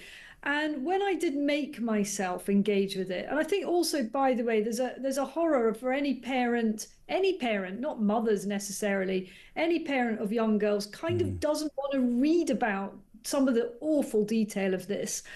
But as those details were forced upon the population, I think the scale of horror that people have felt is unlike really any other scandal, because there hasn't been anything quite like this, fortunately. No. And I don't think it's going to fly just saying, well, actually, it's all a bit too difficult. And, the problem is, as I see it is so despicable that when you have somebody like Sir Trevor Phillips, who would not get embroiled, trust me, right, he wouldn't get embroiled. When you have somebody like Sir Trevor Phillips saying not only is it shameful, but it's overtly political, when you have people saying, hold on a second, the Labour Party were up against it, against the Muslim vote in many of those constituencies in the north, where Streeting, Jez Phillips nearly lost their seats, Jonathan Ashworth famously in Leicester East did. If it is that you are trading answers to young kids, young girls whose lives will be ruined forever because they have been raped by men, repeatedly raped, passed around like toys, sorry to upset you on the drive home, this is a fact. If you are trading your own party's success at the polls from that, you are a shameful human being and you should not be in power. I think it is... I'll tell you as well. Jez Phillips, I know Jez Phillips, I thought, until 5:15 yesterday. The Jez Phillips I know who read that list out, the Jez Phillips that I know that cares about women's rights and stalking and domestic violence, would have been told this by Yvette Cooper and would have resigned on the spot. I am completely bloody amazed that Jez Phillips even prepared or was willing to stand up and announce this in Parliament, aren't you? Jez Phillips has always been a pioneer. I agree with you. I think that the honourable thing to have done would have been to resign. I think that would have done her a huge amount of credit, actually. Yeah. Just to say, on a point of principle, I'm sorry, we said we were going to do this, and now you're telling me I can't do it. Well, then, I'm afraid my job is untenable. Yeah. And it's so disappointing. I've seen this happen over the years with so many politicians that I felt should have resigned on a point of principle. And here's the thing. Had they done so at critical moments, it would have actually, or at least could have, changed history. I'm thinking of Gavin Williamson, now Sir Lord whatever, Gavin Williamson, a politician I actually probably unusually quite like. And he was Education Secretary during the COVID pandemic when schools were shut totally unnecessarily, as it turned out, repeatedly. And behind the scenes, he was trying to keep them open. What he should have done is stood on a point of principle and said, I am not being Education Secretary and presiding over this. And you know what? Had he done so, that might well have changed the course of history. Same with Jez Phillips. If she said, you know what? I am not putting up with this, it would have been an absolute political explosion for the Labour. Massively disappointed in her, and shocked, bewildered, and pretty disgusted, to be honest. And as I said, I don't think this is going away anytime soon. And let's just get this right. Rotherham took 8 years to bring those British Pakistani men to justice, right? The police, by their own admission, Isabelle said, and I quote, oh, we were worried about racial tension. I don't care what your gender, sex, well, the same, well, they're not, are they? Religion, where you come from. if a child, a young, what you've got is raped, that perpetrator needs to be brought to justice as soon as possible. This is not going to go away. We will move on, but I have to say to people listening and watching, thank you for your comments as well. Keep the calls coming, because people are rightfully massively angry. Big, big no-no in my mind. I don't know if you listen to Mike Graham in the morning. I'm sure you do, because you are an amazing woman. He's got this amazing feature, which is Migrant of the Day. Today we discover that a convicted cannabis dealer, Isabelle Oakshot, has been spared deportation from the UK after claiming that he only committed the crime because he ran out of money because of the COVID pandemic. A Greek migrant, Sally Dragodi, has been allowed to stay in the country after a generous, in brackets, wet judge ruled that his removal would breach his human rights under the ECHR. The Foreign Office wanted him to go back to Greece after he was jailed for a year for possessing and supplying, but first-tier tribunal judge Mary Mulready, plank of the decade, believed he was at very low risk of reoffending. And his lawyer, paid for by you and me, said he was someone who'd done something stupid once and isn't a danger to society. What is wrong with this country, mate?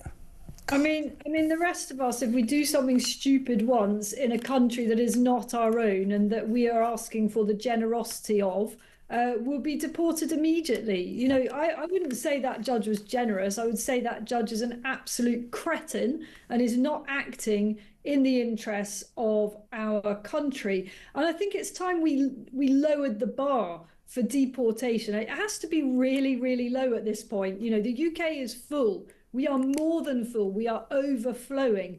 And so, you know what? It's a privilege to stay. If you are an immigrant who's been given asylum, whatever it may be, you're living on the taxpayer, you cross the line, you're out. And I'm not just talking about murderers and people with a high, you know, who've done truly terrible things. Just don't break the law, guys. You know, I mean, I might tolerate the odd driving offence, but you know, deal drugs, you're out. It's really simple. You know, we've got to stop just saying anyone can stay no matter how they behave. Honestly,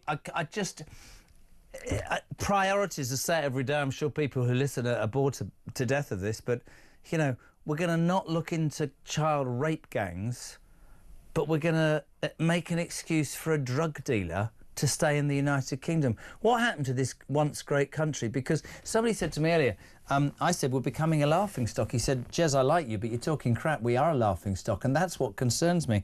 Can I talk to you quickly about Birmingham? We know that Birmingham has left bin strikes, have left rats the size of... I'm very interested in this because I've got the solution. But yeah, carry on. Well, I'm delighted that you have. We haven't spoken about this, but bin strikes have left rats the size of cats and vermin crawling the streets. 3.5 million bins unsorted. There's now real fear that this argument over equal pay is going to spread to other councils, Brighton, Sheffield and Barnet in North London, where councils are facing claims over structural pay differences in roles carried out mainly by women and those staffed predominantly by men. The local MP, I don't know if you heard me do this last week, Tahir Ali, he's not trying to sort this problem out. He's in Kashmir trying to get an airport built for Pakistani people going home. Don't even get me started on that one. This is a council that's raised its council tax. That is the streets of Britain's second city. Again, shameful, and not a bloody sight, by the way, of the Prime Minister or the Home Secretary in that constituency. Nobody, nothing, zero. So we'll let some migrants in, but we're not going to bother dealing with what's going on in our inner cities. Thoughts?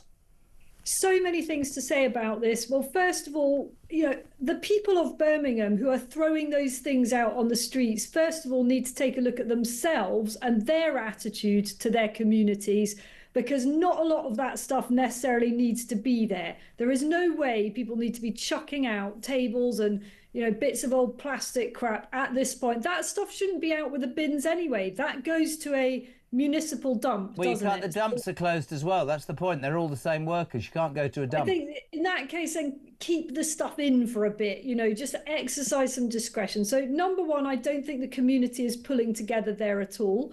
Number two, I think there needs to be a radical rethink. And I saw the solution for myself, actually. I was in France last week, and they have a much better system. It involves an awful lot less workers.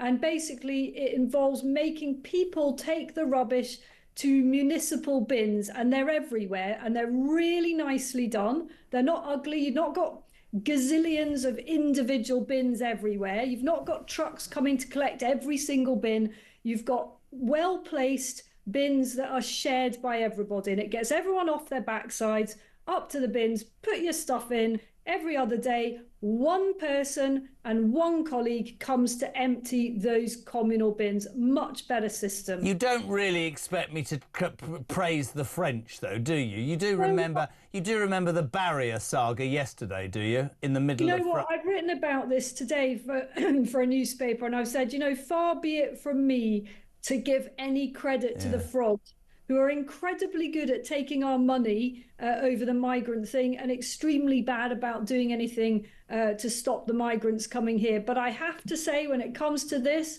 les Français have managed to get it sorted. That sticks right in my gullet, that does. Just very quickly, following on what we said about Jess Phillips, this is really powerful.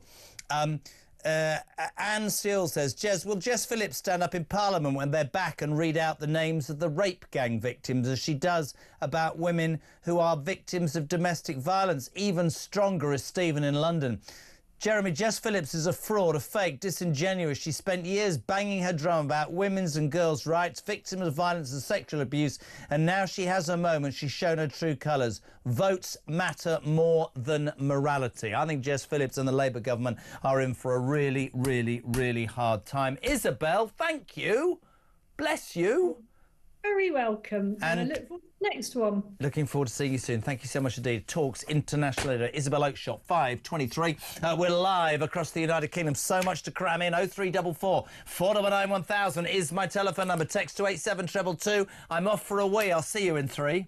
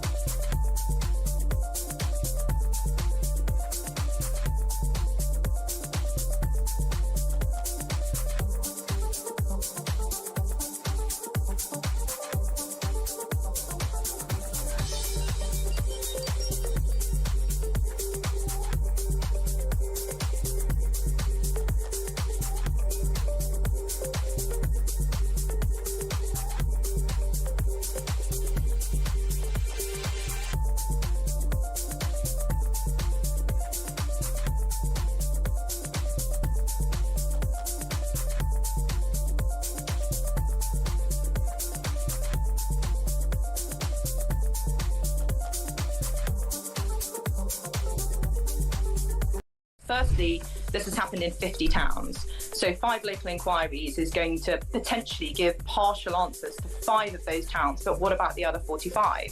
Secondly, local inquiries have no statutory basis, which means they can't compel witnesses and they can't compel evidence. So, of course, if you are a councillor or a council official who's been complicit in these horrible crimes and you can't be compelled to go to an inquiry, you're not going to go. What a surprise, yeah. Yeah, unbelievable.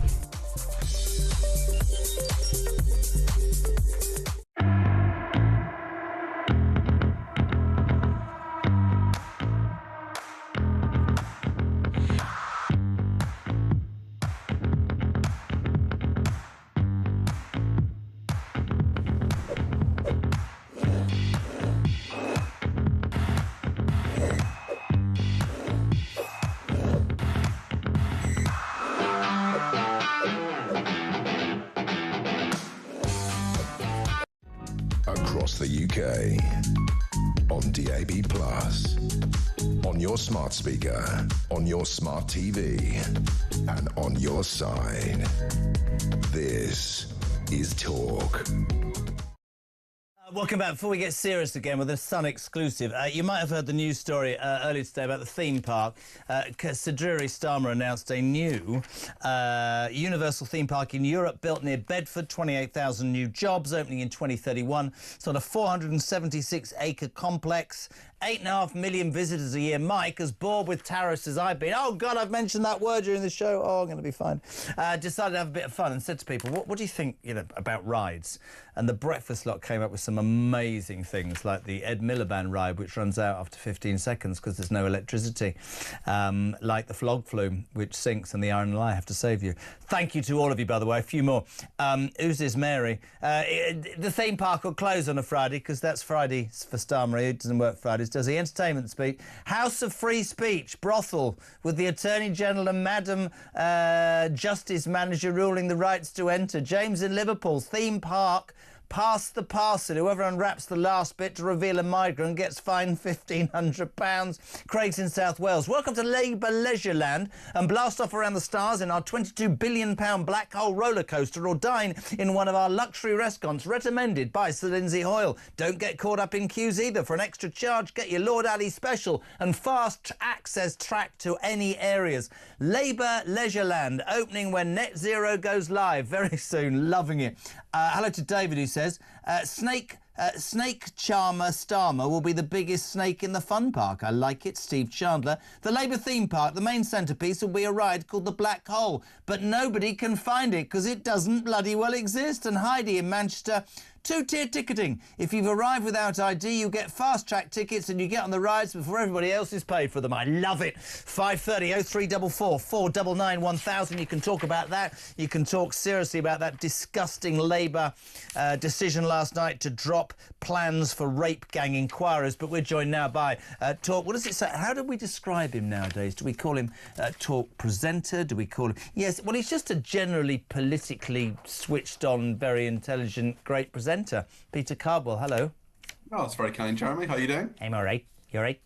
Yes, very well, thank you. Very good to see you. I want to go straight to it because I talk about gangs in a minute. There's a Sun exclusive tomorrow. This is a story that you know an awful lot about. Jimmy Mizens was a young kid, 16, who was murdered. It was a horrible, horrible story.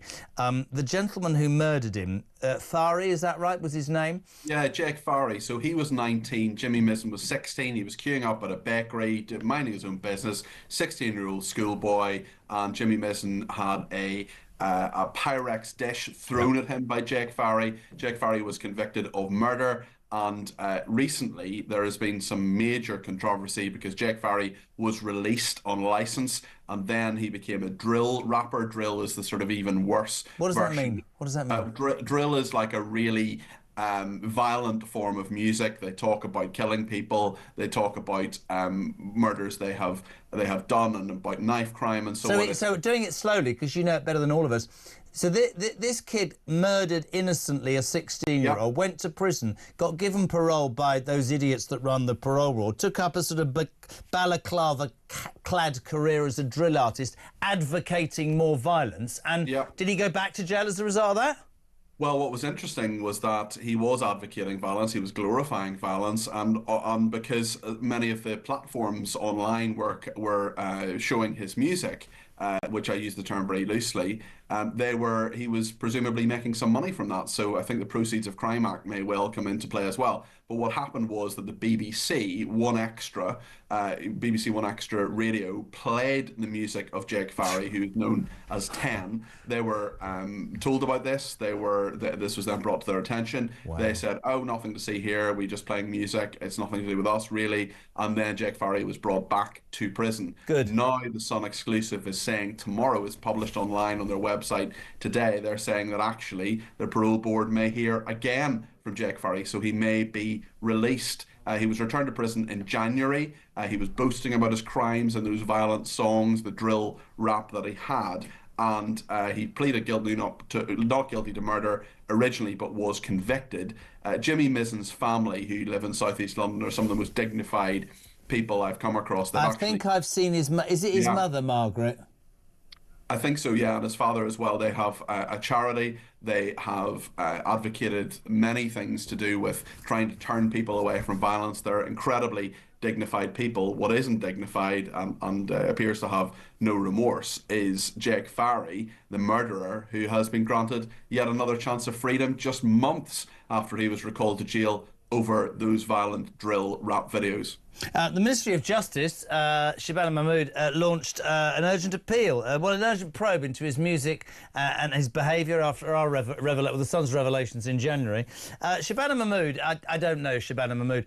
This piece, do you know what? Again, I make no apology. This piece of crap should be caged and he shouldn't come out of prison. He murdered a 16-year-old. He showed no remorse. He's out making money, making songs and videos glorifying violence as a murderer. And BBC One Extra, that just about sums up the BBC. Nothing to see here, you bunch of idiots. Of course there's something to see. And you talk about the dignity, about his mother, father.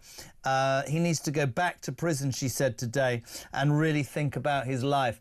It infuriates me, Pete, that, again, I mean, much at the moment seems to infuriate me every day, which annoys me in itself, because I don't want to be infuriated, but we seem to get so many things wrong. And here's another example about somebody beating the system because we're seemingly more content in making excuses about the perpetrator of a crime rather than the bloody victim. You're absolutely right. And 14 years after being in prison for that time, Jake Farry went online, was wearing a balaclava, was talking about this music in drill. And honestly, if there's anybody watching who has kids or grandkids who listen to drill music, get them away from it as quickly as possible. The kind of lyrics that this scumbag was putting out online was things like "stuck it on a man and watched him melt like Ben and Jerry's, sharpen up my blade, I've got to keep those necessary, stay alert and kept it ready, any corner could be deadly. Judge took a look at me before the trial even started and he already knows he's going to throw the book at me." That was the kind of rap that he was putting. And I mean, the judge should have thrown the book at him, and the book should continue to be thrown at him, because 14 years on from this, in fact longer now, because he's back in prison, there's no justification, I think, for a parole board to even look at this, and a lot of people will feel the same way. This is. I do wonder, Pete, sometimes. And I love you know the Sun Talk work closely together, and this is the sort of journalism that the Sun does so brilliantly. It will be an exclusive tomorrow. Jimmy Mizzen's killer could be freed again. They will do everything in their power at the Sun and fair play, and we will do at Talk. He should be caged, and he should continue to be caged, and it worries me. It worries me enormously in 2025 that people that run the parole board. We talked about this with Glitter. We talked about this with other people like that. What is wrong with you people? It's a bit like, we'll talk about the rape gang thing. I mean, do these people not understand? He murdered somebody and then he comes out to be given a chance and he's advocating more violence. Lock the little what's it up. What's the issue? The point is as well, if you go in front of a parole board, the point is, Jeremy, that you're meant to say, yes, I've been rehabilitated, I've changed my ways, I've thought about things, I don't want to do them again, I want to be a productive member of society. Because unless you're, Rose West or Wayne Couzens or one of the Lucy Leppy or someone like that, although that's a whole other controversy, unless you've got a whole life sentence, and there's only about 75 people in the country who have those, if you're part of the 80,000 people who are in prison, and I was a special advisor at the Ministry of Justice for a while, and we grappled with this. If you're one of the vast majority of people who are in prison, you are going to get out at some stage. So Jake Farry is going to get out at some stage. When should that be? I don't think it should be now. I don't think it should be for a very, very long time. And if you show no remorse, and if you go out and immediately start making money out of glorifying violence, well, it's so straightforward. It's so straightforward. You should be back in prison before your feet touch the ground. I want to talk to you about the other horrendous story, but read that tomorrow in The Sun. Jimmy Mizzen will be a Sun exclusive. Keep him caged, they will say, and we support that absolutely here on Talk. Pete, Stephen Cambridge says, do you and Peter live together? Because yesterday you had blue on and I had pink, and today I've got blue on and you've got pink. We don't live together, it must be said, although we do have similar taste in shirts. He does wish that, though, Steve. That's all I'm going to say. Now, I don't have any garages rather than 3. Brilliant. What? What did you say? I don't have any garages, but you have 3 garages. I don't have 3 garages. You used to at your old house, though, didn't you? 4. 4, okay. Yeah, just thought I'd say. 0344 499. Well, the guest never mind. 0344 499 1000. I'm joking. Pete, the thing, listen, I was in the middle of drive. You do drive tomorrow, Friday. when this flew out yesterday, and the indignation that I've been feeling on a personal level, and certainly from the callers, about this Labour plan to drop the rape gang inquiries, and I'm not calling them grooming gangs. I know do we have to put that on the screen? Is that because we can't put rape? Because I would put rape gangs on the screen because I think it is disgusting. I cannot believe, right, that the government, did this with 45 minutes to spare. I do not believe for 1 second that the British people are going to swallow this, and I am massively, massively disappointed in Jess Phillips. I sort of was saying yesterday, this is a good woman. Many people, myself included, are now saying, do you know what? If you had a shred of decency, you talked about women's rights and people being attacked and stalking. You've done work on domestic violence. You read out that list every year about people who've been attacked. These are young girls, Peter Carball, who have been raped. And you can only sit and listen to somebody as Sir Trevor Phillips used to be the chair of the Equality and Human Rights Commission. He calls this shameful and says it's political. And people are now saying that this is because they are terrified, Labour, Pete, of losing the Muslim vote. They nearly lost the seats of Jess Phillips, ironically, in Wes Streeting. Jonathan Ashworth went by the by. If you are telling me that my government, right, whether I voted for it or not, Peter Carball, you know politics, is trading what's happened to 10, 11 younger girls whose lives are ruined to not lose seats and keep power, I want nothing to do with it, mate. That is shameful beyond shameful, isn't it? You're absolutely right, Jeremy, and this is where politics should go completely out the window. It's right and wrong, it's black and white, it's so incredibly clear. The children are being raped. They have been raped in our country for a long time. The people who've looked into this previously called it an epidemic. I don't care who's doing it. I don't care if it's a senior person. I don't care if it's a junior person. I don't care if it's someone without a job. I don't care if it's someone with a very senior job that's very powerful in this country.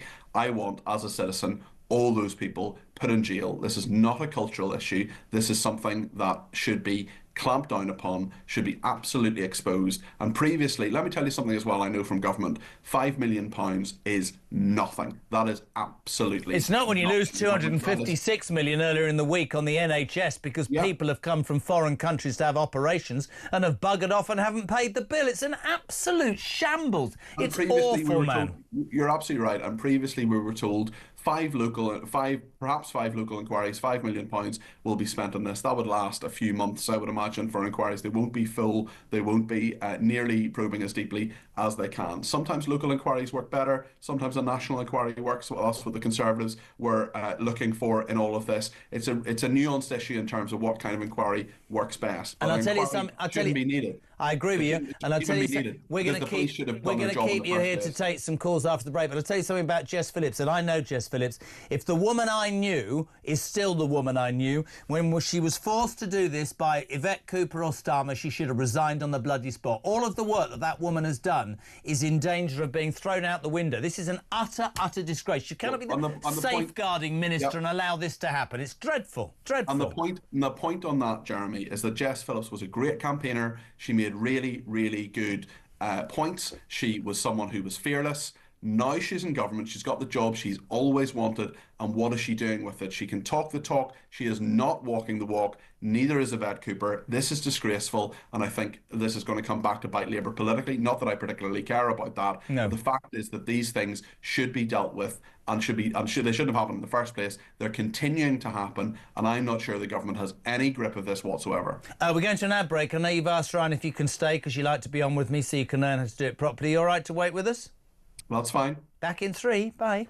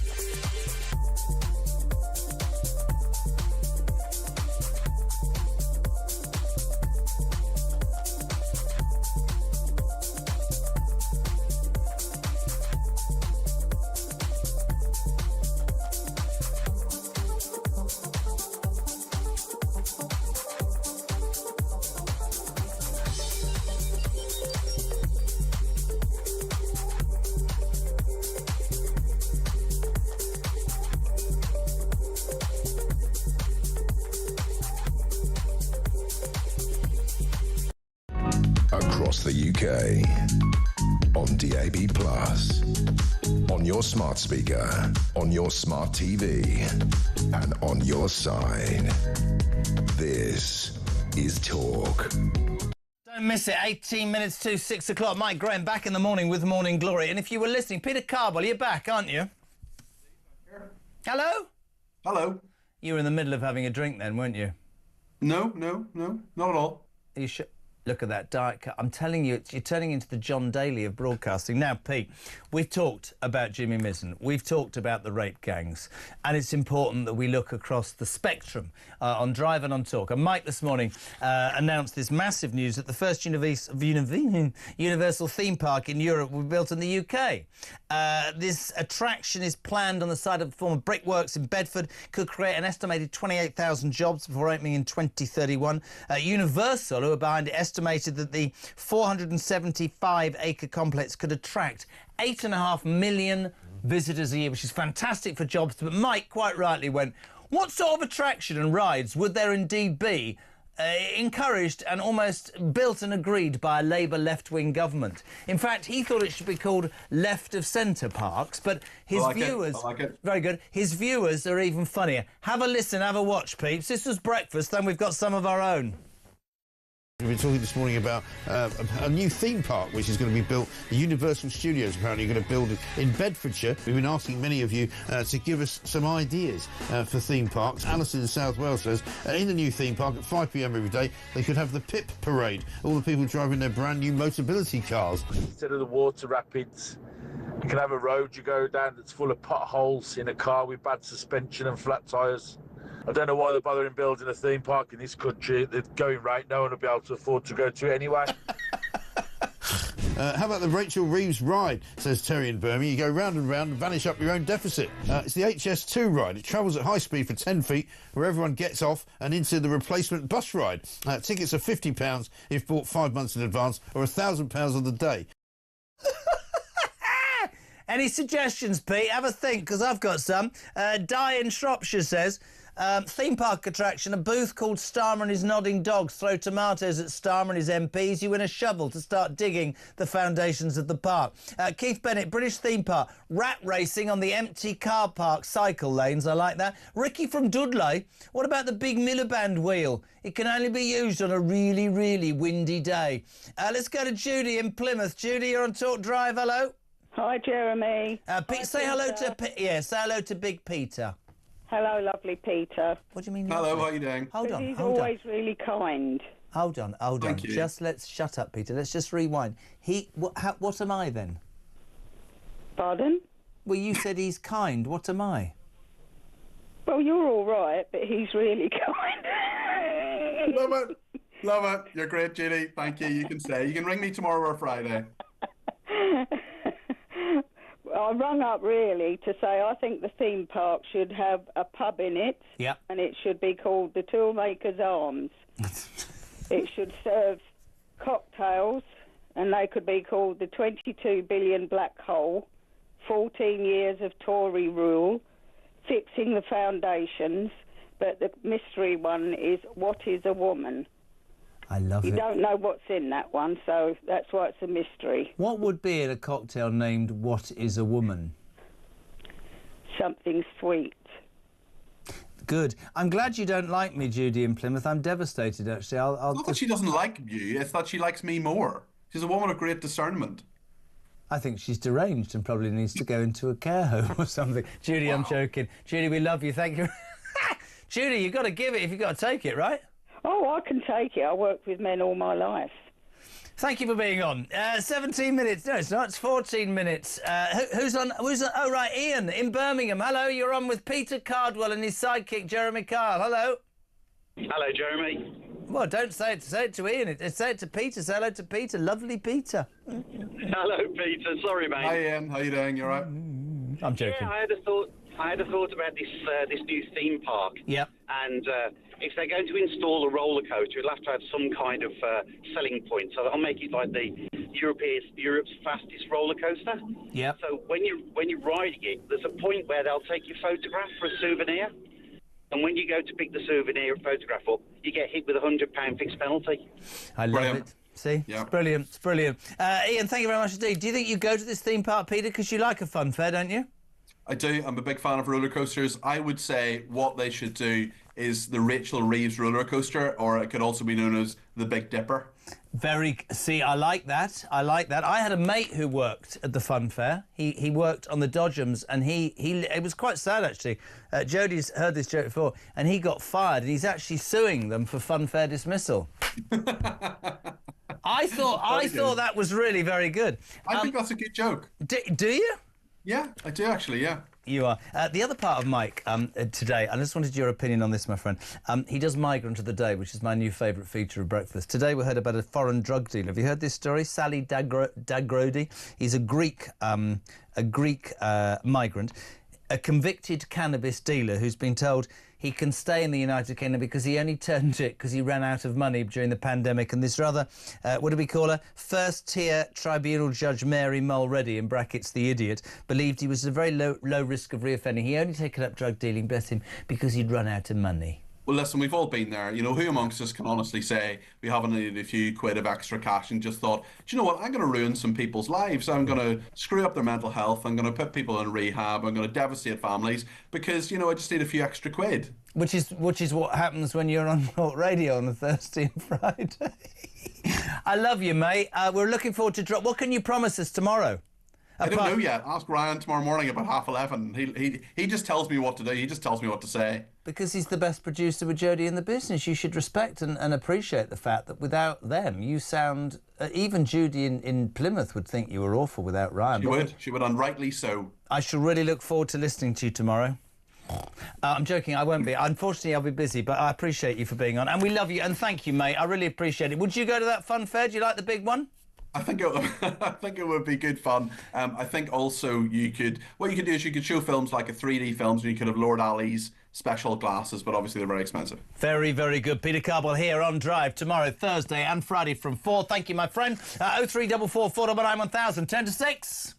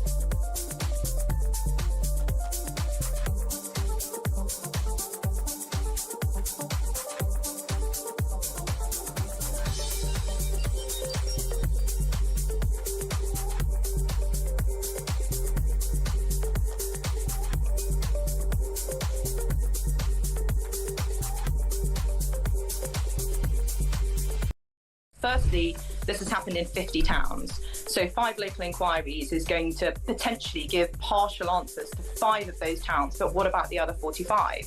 Secondly, local inquiries have no statutory basis, which means they can't compel witnesses and they can't compel evidence. So, of course, if you are a councillor or a council official who's been complicit in these horrible crimes and you can't be compelled to go to an inquiry, you're not going to go. What a surprise, yeah. Yeah, unbelievable.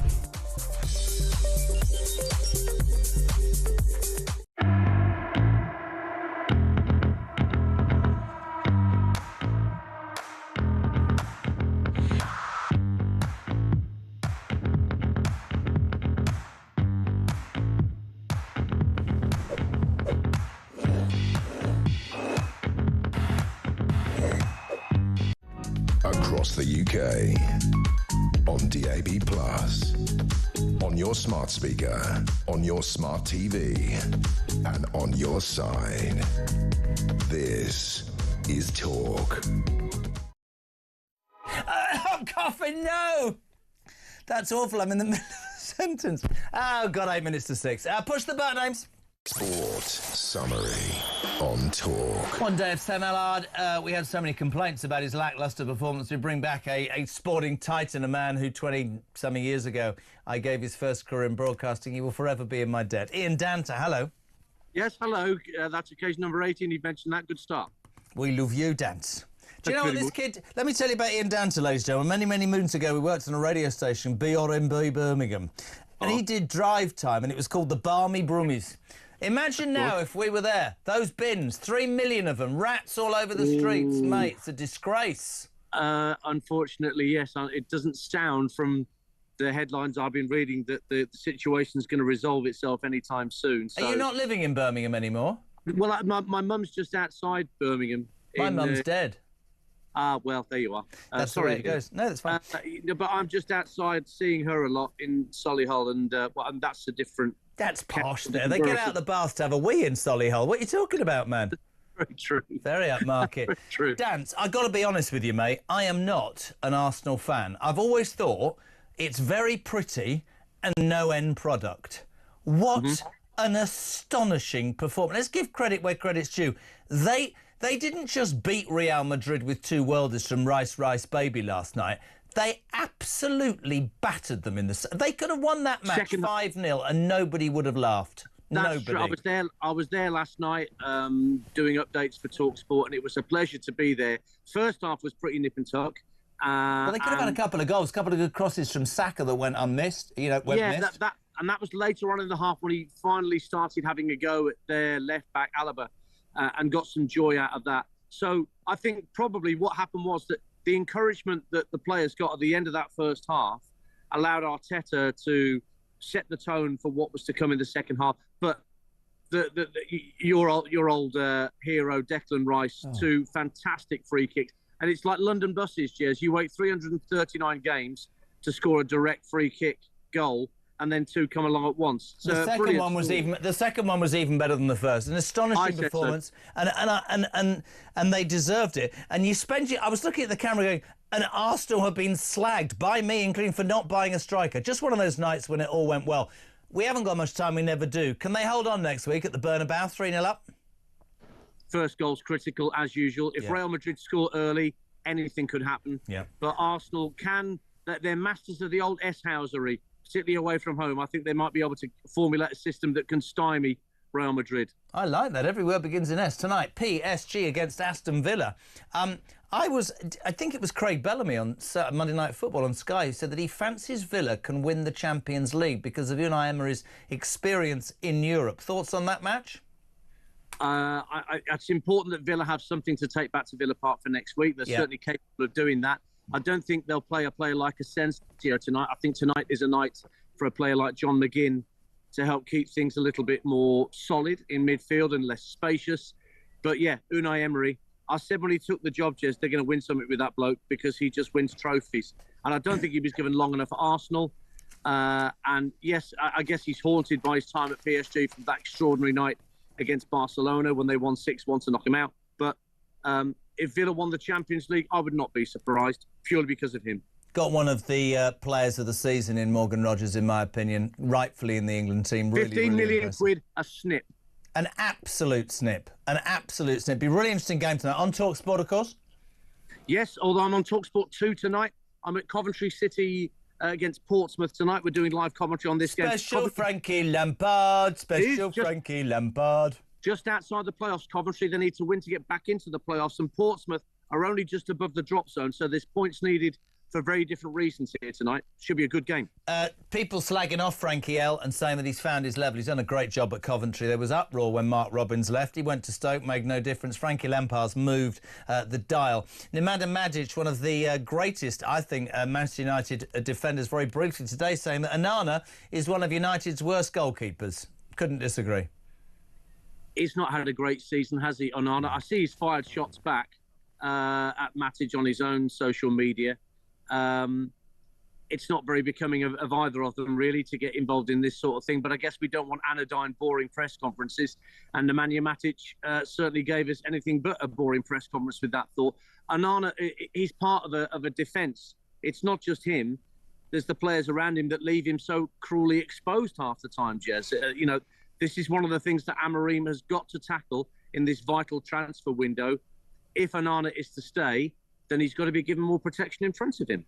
This is not on the list, and you'll look at me and go, whatever. US Masters starts tomorrow at Augusta. Of course, can Rory McIlroy win the Masters, complete the Grand Slam? Only 4 other players have done it. Will it be Scotty Scheffler, the world number 1 who won 8 times on the PGA Tour last year? But thoughts, because I have an outside bet for everybody, and my predictions have been somewhat impressive. Go on, then. I believe if you look at his last 6 results at LIV, he's won twice, he's been in the top 8 each time. He's a Ryder Cup stalwart who has rejoined secretly the European Tour by paying his fines because he's desperate to make a record-equalling appearance in the Ryder Cup. He's the biggest point scorer. I absolutely believe that Sergio Garcia will be right at the top of the leaderboard come Sunday. I just have a feeling in my water you can get 50 to 1. I was thinking of another Spaniard, actually, in John Rahm. Yeah, I'm not sure about Rahm, but Garcia and Justin Thomas are my 2 picks. It's going to be fascinating. Do you watch it? Are you a Masters fan? I do watch the Masters. I'm not a huge golf fan per se, Jez, but the Masters is a tournament that drags everybody in. Beautiful course. It's that unique thing where they play, the major on the same course every year. You've got that extraordinary back 9 with Amen Corner and all the problems that can cause a golfer that seems to be progressing serenely towards success. I do hope Rory does it. He won't do it. Sergio Garcia. I've been to the Masters 5 times. It's incredible. Dance, you're a legend. My respect to your mother. We'll see you next week. PSG or Aston Villa tonight on talkSPORT. Don't miss it. Back in 3.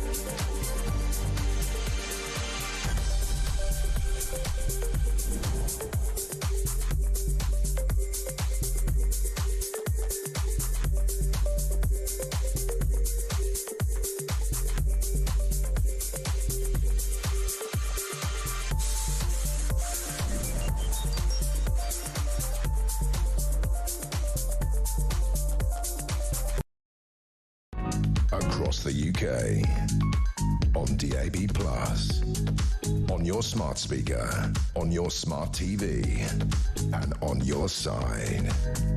This is Talk.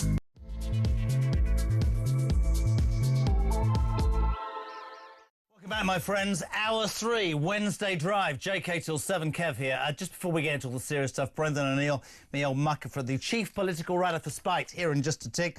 This new UK theme park, this was announced this morning, I think. Mike just grabbed it. Universal theme park in Europe will be built in the UK, excuse me, just outside Bedford. They reckon, Universal and the government, it will create 28,000 jobs. We'll have 8.5 million visitors a year. Mike just said, can you imagine a theme park in Labour's Britain? It will be called Left of Centre Parks. Do you see what we did there? He had so many suggestions. We open it to you lot as well. Thank you so much indeed. Stork says, Jezza, will the new theme park have a Rachel Reeves casino where it constantly loses money? Probably. Tim, hello. After watching he'll do that in a minute. Pete is sweet and cheeky. You are just naughty, says Marie. Really? Keith Bennett, theme park. Fix the foundations to release the sausages. That's the challenge. Brilliant. Joanna from Salisbury, theme park. Inquiries kiosk run by Jess Phillips. I wouldn't bother. All the help you get there is the wrong information and the wrong directions. It is a waste of space. Loads of people wanting to talk about that theme park. If you want to in the next hour, 0344 499 1000. Hello to Max in Warwickshire. Just found Talk. Wow, what a show. Great guest. You've had me in stitches. I love Peter Cardwell.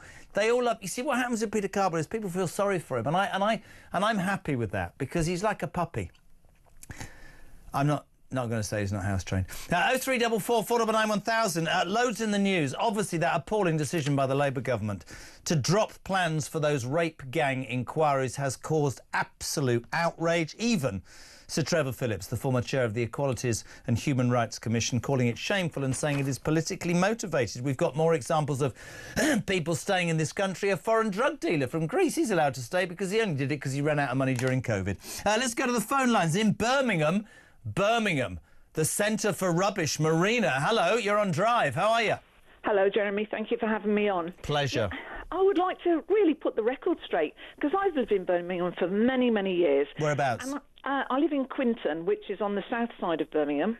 Know it well. And I have to say that the films you have showing the state of Birmingham's city streets is not representative of my Birmingham. Our tips are open, our refuge centres are open, and they've even extended the hours so that people can go down there and take their rubbish. There are mobile units going round, so they put it in the local WhatsApp groups as to where they're going to be, and you can take your rubbish there.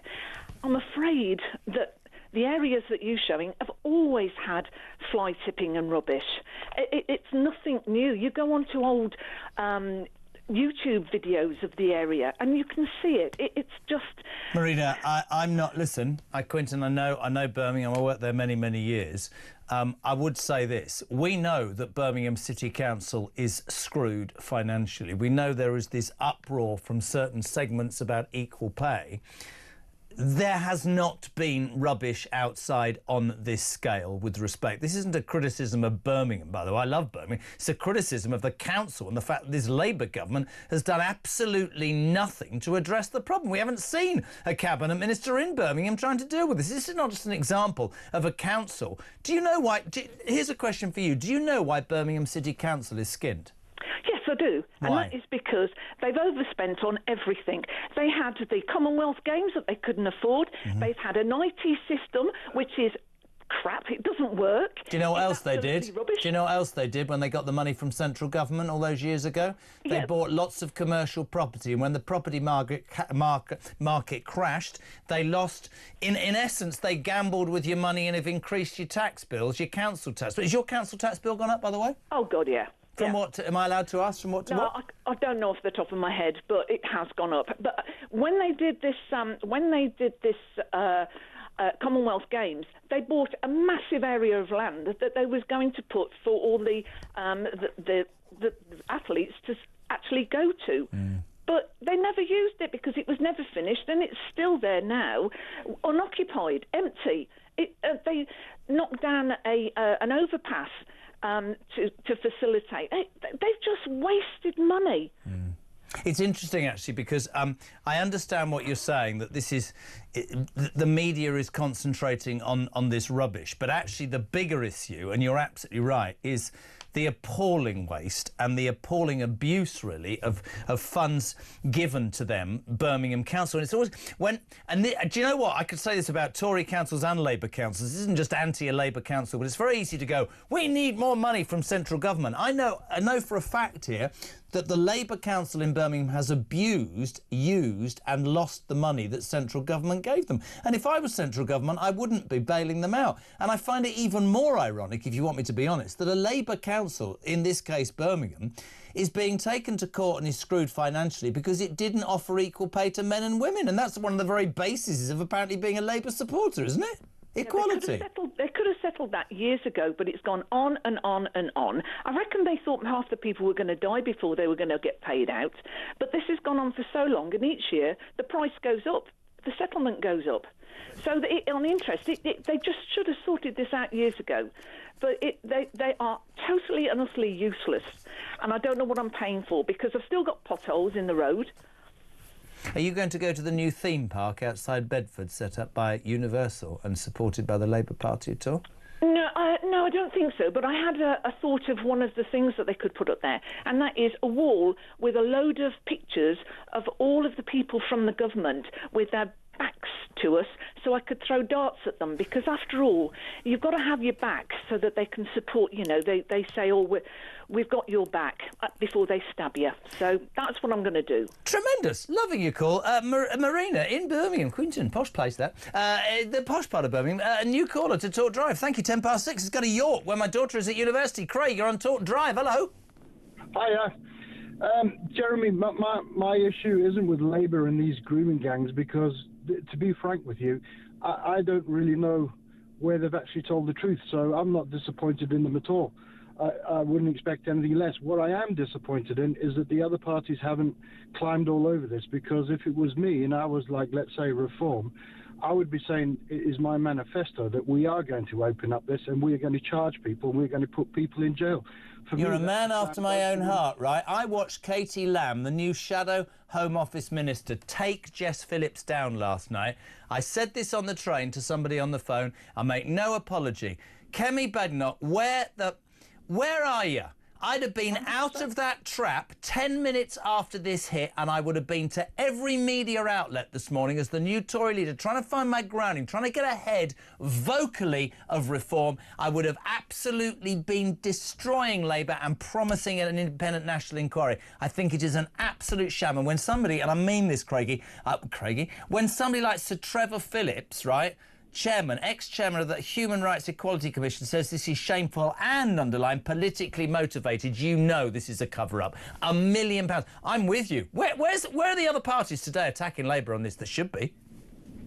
It's a slam dunk to win the elections and say we'll have an inquiry, we'll have it done within 2 years, and people that are involved, social workers, police or whatever, will go to jail. And make it part of your manifesto. It's a slam dunk. It's open and shut case. Couldn't agree more. Good to have you on, Craig in York. Still, you've got to explain to me, Ryan, why are we not allowed to put rape gangs on the screen? Well, we should do, because they're not grooming gangs. I'm just asking. They're rape gangs. 0344 499 1000. Delighted to be joined by our next guest, my Wednesday regular. That didn't sound right at all, did it? Brendan O'Neill, chief political writer of Spike. Brendan, how are you, my friend? Hey, Jeremy, I'm good, thank you. I don't think, in all the months we've been talking, I've been this... I don't even know the right way to describe it to you. I've been open-mouthed about the pensioners. I've been horrified about what they've done to veterans and farmers. What happened yesterday in the middle of the show was 45 minutes, as you know, before the end of Parliament's recess for Easter. They dropped plans for 5 local grooming gang inquiries, Labour, very quietly through Jess Phillips. 3 things I want to say to you. One, there was outrage in January when they refused an independent national inquiry. There was rumours at that point that it was politically motivated. There seems to be within the Labour Party, and we take Sir Trevor Phillips, not Jeremy Kyle, who said it has to be politically motivated. They are concerned about losing a certain vote, the Muslim vote. In fact, Jess Phillips, ironically, Wes Streeting nearly lost their seats. Jonathan Ashworth did, of course. Is that a reason? Is it a cover-up? That is appalling enough in itself, right? Jess Phillips, and I'm sorry, I'd say it to her face. I know Jess Phillips, and I've been quite impressed over the years about how she's fought for women's rights and victims of domestic violence. Absolute shame on her. There is not... I don't believe this is her decision, but she should have had at least the dignity and the intelligence to resign on the spot when asked by Yvette Cooper to put this through. This is a shameful way to treat young girls who have been raped and whose lives will be blighted forever. And I think it is possibly the lowest point of the last 10 months. And I don't believe, without going over the top, that the British public will ever, even more so than the parents, I don't believe they will ever forget this. I think it is unbelievably disgusting. Yep, I can agree with everything you've just said. I think it is the final betrayal of the working class by the Labour Party. It is repulsive what they've done. They promised these 5 local inquiries and now they're backtracking on that and saying, well, we might do something else. We don't know. We'll see. As if it's not an important issue. As if this isn't the biggest scandal of the entire post-war era, which is that thousands of white working-class girls were raped by mostly Muslim men under the noses of local councils, under the noses of the police, under the noses of Labour politicians. They knew it was happening. They did nothing because they were more interested in preserving the ideology of multiculturalism rather than protecting working-class girls from rape. That's the biggest scandal of our era, and they are refusing to hold a national inquiry or even local inquiries. This is one of Labour's biggest ever moral errors. Completely agree. Jess Phillips, tell me your thoughts. I was so... I don't know. And my mate texted me and said, she doesn't get a bye here, Jez. And he's right, Rob, in Newcastle. She doesn't get a bye. She should have resigned on principle. That woman stands up in Parliament every year and quite rightly reads out a list of women who have been, I think, killed through domestic violence and have been stalked and taken their own lives. Is she going to stand up and announce the names of these rape gangs victims? Because these girls, their lives will never be the same again. And I've heard nothing from all those women who fight for women's rights today, led by Jess Phillips. I've heard absolutely nothing. Like I've heard nothing from Badenoch and nothing from Farage. I would be all over this like a rash if I was a politician. Jeremy, it's insane. If you think back to the Me Too era a few years ago when lots of women in the media and in the film industry were talking about the experiences they had with horrible men, there were things like a man put his hand on a journalist's knee. That was literally on the front pages of the papers. It was on Newsnight. These were not exactly shocking violations. They were basically bad behaviour by Tory MPs and so on. And yet when working class girls were subjected to racist sexual assaults by gangs of Muslim men, it was hidden for years and years. It was not talked about. And why? Even... Just help me. Why? Is it a political cover-up? Is it fear of that vote? Is it that we don't know and there could be people involved who don't want to be outed and are in positions of power? What is it in your mind, Brendan? It's a double whammy. It's firstly that they don't care about the victims. They see them as white trash. They see them as chavs. They see them as these lowly working class girls. Who cares about them? We're not interested. So they don't care about the victims. And they're worried about talking about who the perpetrators are. Because if you talk about the fact that these were mostly Pakistani men, then you will threaten to unravel the ideology of multiculturalism, the idea of diversity. And, of course, as you say, it might knock Labour's vote amongst those constituencies. So it's that double whammy of contempt for white working class girls, which I'm afraid a lot of Labour politicians have, and fear of what will happen if they call out the Pakistani men. Let me just make a point because a few people, not many, are saying it's not really fair, is it, to say, use the phrase Muslim. Just hear me out, just because this makes sense to me. I also would say there are millions and millions and millions of Muslim people in this country and across the world who will find this as repugnant as you and I do, which begs the bloody question, Brendan O'Neill, why don't the leaders of Muslims in the United Kingdom come out and say this is abhorrent as well? Surely that would make a major difference as well. Why don't they do that?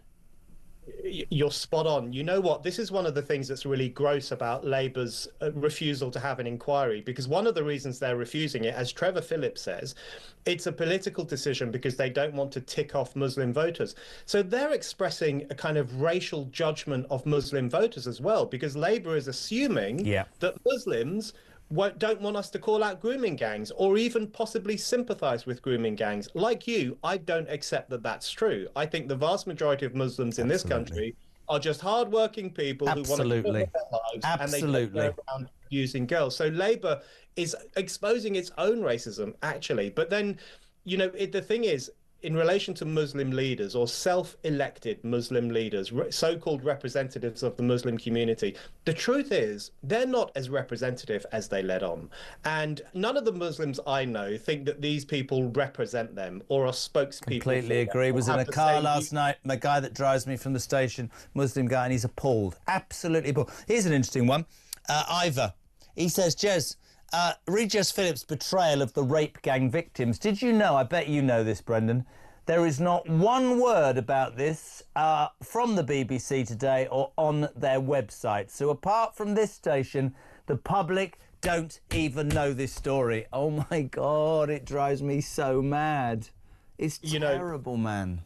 It doesn't surprise me at all that the BBC will avoid this for as long as it possibly can. It just doesn't want to talk about this Ryan's issue. just checked. Nothing on the BBC websites. Jess Phillip and the government saying no to rape gang inquiries. And apparently, according to the BBC, they don't give a toss about young girls who have been raped. Honestly, I can't. Do you know sometimes, Brendan, help me out, because you're more vociferous than me. Sometimes I come in on a Monday and I think, this week I'm not going to be angry, I'm not going to be depressed, I'm not going to be down about the state of this country. And by Wednesday night, I have to go home and drink a glass of wine. And I sit there and I think, is it me? It's not. This country is not a country I'm beginning to recognise, if you want me to be honest.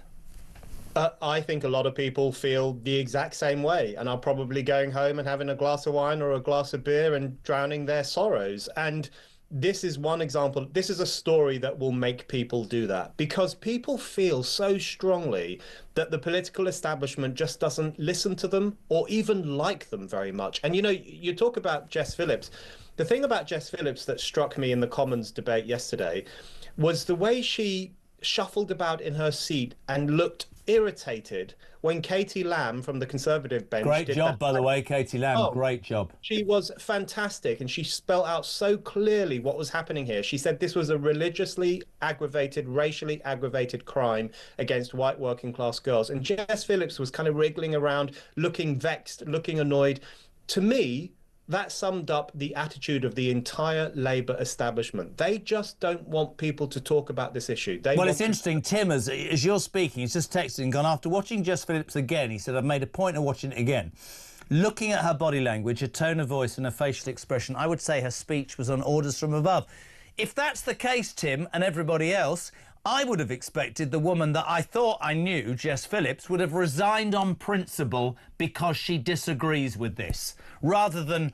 And somebody, I think it was Isabelle, said she's craved that job all her life, safeguarding minister. She has a chance to do the right thing, and she shirked it. I can't have that. I can't have that at all. She would have received such credit if she'd walked away from a disgusting decision. Jess Phillips has got a choice to make. She will now either be remembered as the woman who agreed that the government should bury these inquiries, or she can take a stand and say, listen, working class girls matter as much as every other girl. Absolutely. That's the choice she has, and at the moment, she's making the wrong choice. The other couple of stories that I wanted to touch upon today, and I really, as ever, appreciate it. This Birmingham bin crisis, we were just talking to a new caller there, Marina, who was from Birmingham, and I've learned quite a bit about this. I used to work in Birmingham, but I always was raging against councils, and I found out the other day that in Birmingham, for example, it's very easy for people to go, we need more money. They had their money from central government, they invested in commercial property and lost half of the income. So, in fact, they gambled with the city's money, lost, and their answer is to increase council tax bills. The streets of Birmingham do have loads of rubbish. The services are on their backsides. And it does beg the question, because there's talk today that bin strikes in Birmingham could spread to 6 other areas of the country. Are these councils up to organising and, if you like, being in charge of their own finances, because that is a blatant example, the Birmingham Council, of almost fraudulent behaviour, isn't it? It's just such bad financial management. And you're absolutely right. You know, we often hear that local councils or hospitals or the NHS or whatever else it might be, the solution is they need more money. No, they need to stop wasting money on stupid stuff. They need to stop burning money on this property portfolio that they had in Birmingham, or on DEI initiatives, which they do in the NHS all the time, or employing the clipboard classes to do things that don't really need to be done. There is so much financial waste in the public sector. It is shocking. And Birmingham is the perfect example of that. The people of Birmingham are suffering real horrible sights with these bin bags everywhere. There are rats as big as cats roaming around, and it is entirely the local council's fault. Heads should roll over this. It's really interesting, isn't it? And finally, before we go, did you hear about this Universal bit of fun to finish? The new theme park that Universal are opening outside Bedford. Mike just got hold of this morning and thought he'd make a bit of fun out of it, because let's be perfectly honest, can you imagine Labour in charge of anything? Tim, I asked people the other day, said, imagine going to that theme park. If you left a bad review about the theme park on TripAdvisor, the police, 6 of them, would come round to your house and arrest you and put you in prison for 3 years for hurty words. Hold on. Labour's theme park, grand opening, sorry, cancelled, every bugger's working from home. That sort of sums it up, really, doesn't it? It does, you know. I mean, 28,000 jobs is great. If that happens, I'll be very happy. If 28,000 people get good jobs. But, you know, I'm so sceptical of Labour's Britain right now, with good reason, that I'm not even sure this will come off. You know, Labour can't organise a thingy-me-bob in a brewery, you know, far less build this whole new theme park. But I did love the idea of your last caller, that one of the attractions should be Labour MPs with their backs turned to us so that we could hurl a few darts at them. That's the kind of activity that might perk people. And to make you finish, Colin Tupman says he's in County Durham. The theme park, in my mind, should have a fortune teller. This is brilliant. Frankly, it'd be the easiest job in the world, because every person that visited, you get the same reaction. You're going to get a lot poorer and a lot colder, and you're going to have lies told to you forever. Brendan O'Neill from the Chief Political Writer of Spike, thank you so much indeed, my friend. Always good to have you on a Wednesday. What is it, 6:25? Where has this show gone today? If you want to be on ahead of Kev, 0344 499 1000. This is Talk Drive.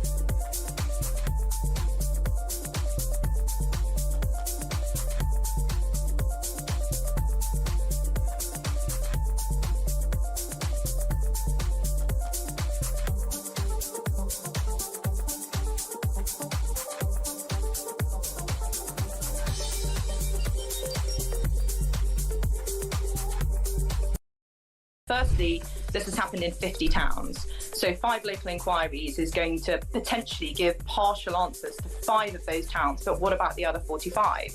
Secondly, local inquiries have no statutory basis, which means they can't compel witnesses and they can't compel evidence. So, of course, if you are a councillor or a council official who's been complicit in these horrible crimes and you can't be compelled to go to an inquiry, you're not going to go. What a surprise, yeah. Yeah, unbelievable.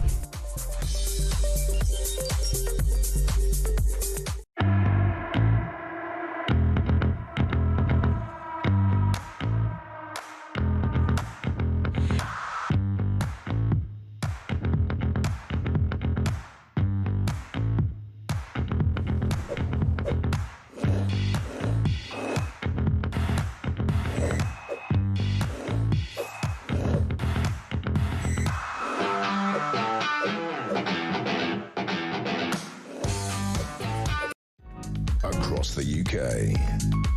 On DAB+, on your smart speaker, on your smart TV, and on your side. This is Talk.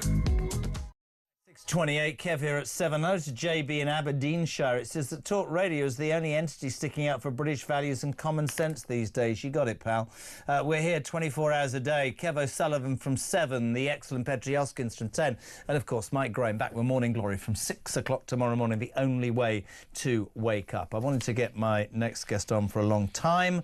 On the back of Labour announcing very quietly and surreptitiously, many of us would say, yesterday they were dropping plans for rape gang inquiries. Still it says grooming gangs. It's not in my mind right. I wanted to speak to Marlon West. He's the father of a rape gang victim. Marlon, welcome to Drive. How are you? Hi. There's so much I want to say and there's so much I want to ask, but tell us your story. It was about your daughter Scarlett, my friend, in your own words, in your own time. So Scarlett was groomed from about 14 in the Manchester area. She finished up going into care because, as embarrassing as it sounds, I just couldn't keep her safe. The groomers would come into the house all the time. She went into care for a short time, and then when she came back when she was about 16, the grooming started literally straight away, and it was worse than it had ever been. She'd been trafficked to Bradford, Birmingham, all over the country. She was ferried around the north of England by grooming gangs, drugged. I mean, I'm saying this to a father, man, in total respect, and drugged and used for sex. Yes. You said to me that the grooming gangs came to the house. Why didn't you phone the police and get them arrested, or did you? I rang the police hundreds of times. I'd ring the police when she went missing because she was still a minor. Majority of the time, they wouldn't even turn up. I went to strap meetings with the police. One of the missing from home officers sat having a cup of tea with one of the groomers and texted me and said, "Your daughter's fine. She's with blah, blah, blah." Jesus Christ. They did nothing. Why do you think that is? I think because she was seen as a missing from home child. She was a problem to the police, not recognising what the actual problem was. Did she know what was happening to her, Marlon? Did she understand? No, she didn't. She does now. She's 20 years old now. It only stopped 2 years ago when she was 18. She has a better understanding now, but not at the time, no. So much I want to ask. How is she now? Traumatised? PTSD? She's traumatised, complex PTSD, getting very little support. She's been waiting for mental health services for 2 years. I tried paying for private psychology, and it's expensive. I couldn't continue with it forever. So admire you for coming on. Let's just go back a minute. Yesterday in the middle of Drive, because I think it's really easy as a parent. I mean, I've done it. You go, why didn't I do that? That's not what this is about. This is about trying to, in our small little way, understand how this totally abhorrent government can yesterday, 45 minutes before the recess for Easter, announce that it's dropping plans into, in its own words, 5 initial local inquiries. Now, in January, we had the big furore. It was everybody was calling for an independent national inquiry. Of course there should be, because these girls, their lives have been blighted. There are girls still being raped. I remember with Rotherham, and I'm not, people say to me, oh, you're inciting. No, I'm not. In Rotherham, the police said it took us 8 years because we didn't want to upset a certain section of society. It was British Pakistani men. We thought that would cause problems, so we had to tread carefully. Where I come from, I don't know about you, Marlon, you break the law, you break the freaking law, you go to prison, you deal with the crime. But if you're talking about police won't do anything, social services aren't interested, you're fighting this losing battle. Total respect to you for coming on. When you heard that yesterday from Jess Phillips, the self-styled I stick up for women, what does that do to your gut at that moment? It destroyed me. My stomach turned. I've met with Jess. I met once at Westminster, and I met her a month ago in Manchester. I feel absolutely manipulated. Not by just Jess, but the Labour Party. Did you believe... See, I'm really mystified by Jess. Somebody said just now that you could see with her body language in Parliament yesterday she didn't want to do it. Well, resign on principle then, Jess Phillips, because you're better than that, or maybe you're not, because if you don't, people will look at it and go, this is appalling. When today, Bud, Sir Trevor Phillips, who's not known for speaking out of line, not forcefully, the ex-head, imagine being the chair of the Equality and Human Rights Commission, he today described this as shameful and said that this is so obviously political. Even Sir Trevor Phillips thinks that this is the Labour Party trying to avoid alienating the Muslim vote. What are your thoughts on that? I agree. I think one of the reasons why they've done it is we've got local elections coming up across the country.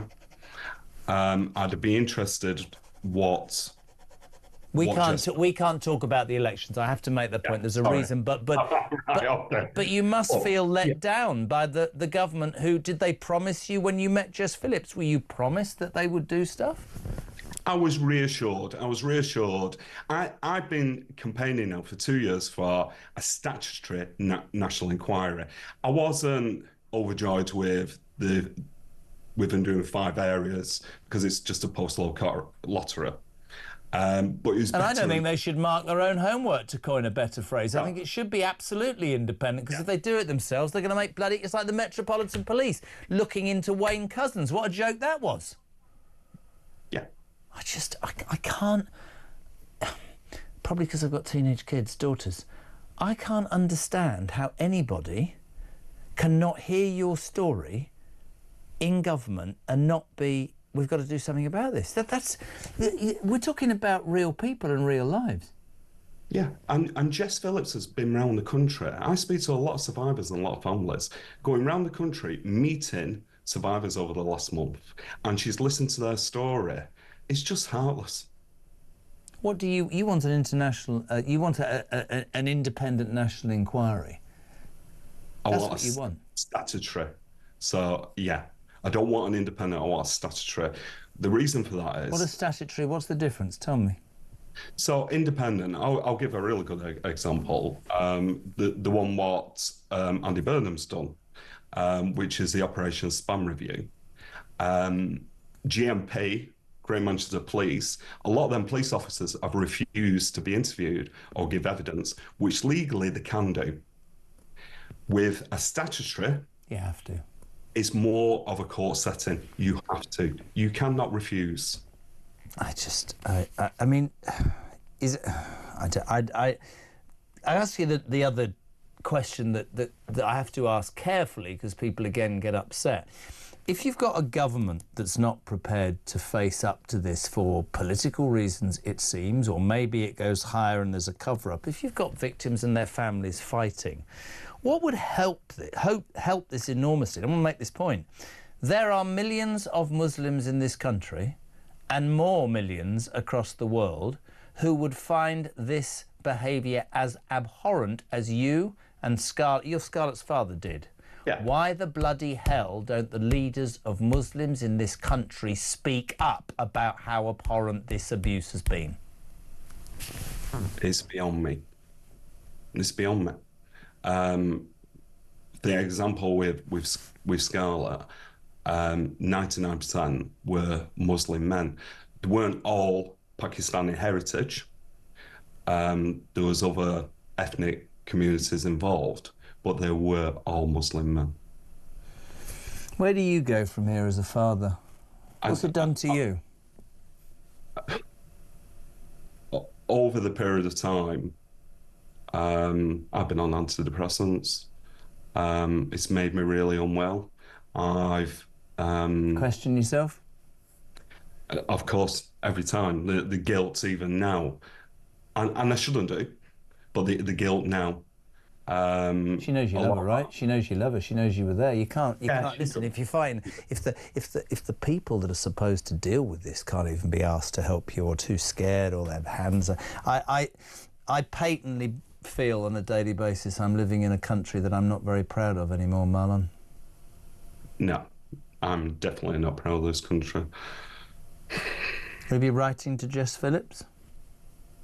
I won't be having any more meetings with any more MPs from Labour after yesterday, because there's no point. And I wonder how Jess Phillips feels if she could listen to this, because Jess Phillips is the woman who I know cares about victims. Not from yesterday, you don't, Jess. You've lost a big supporter whose daughter was repeatedly ferried around the north of England by grooming gangs, drugged and used for sex. You've let him down, Jess Phillips. That's a fact. Listen, there's not an awful lot talk can do save tell the story, pal, but we're always... Thank you. We'll always fight, because I don't understand it. I don't understand it. We seem to allow people to stay in this country and come to this country who are and shouldn't be here, and yet our own are being abused and set upon, and we do nothing about that either. Beyond me. Marlon, thank you, buddy. Keep it talk, all right? Thank you. Really good to have you on. Marlon West, father of grooming gang victim, his daughter Scarlett, enduring years of abuse and exploitation. I know I get on my high horse sometimes, but Keir Starmer, Yvette Cooper, Jess Phillips, you let that kid down, you let that father down, and it doesn't matter to you at all, does it? Shame on you. Talk Drive.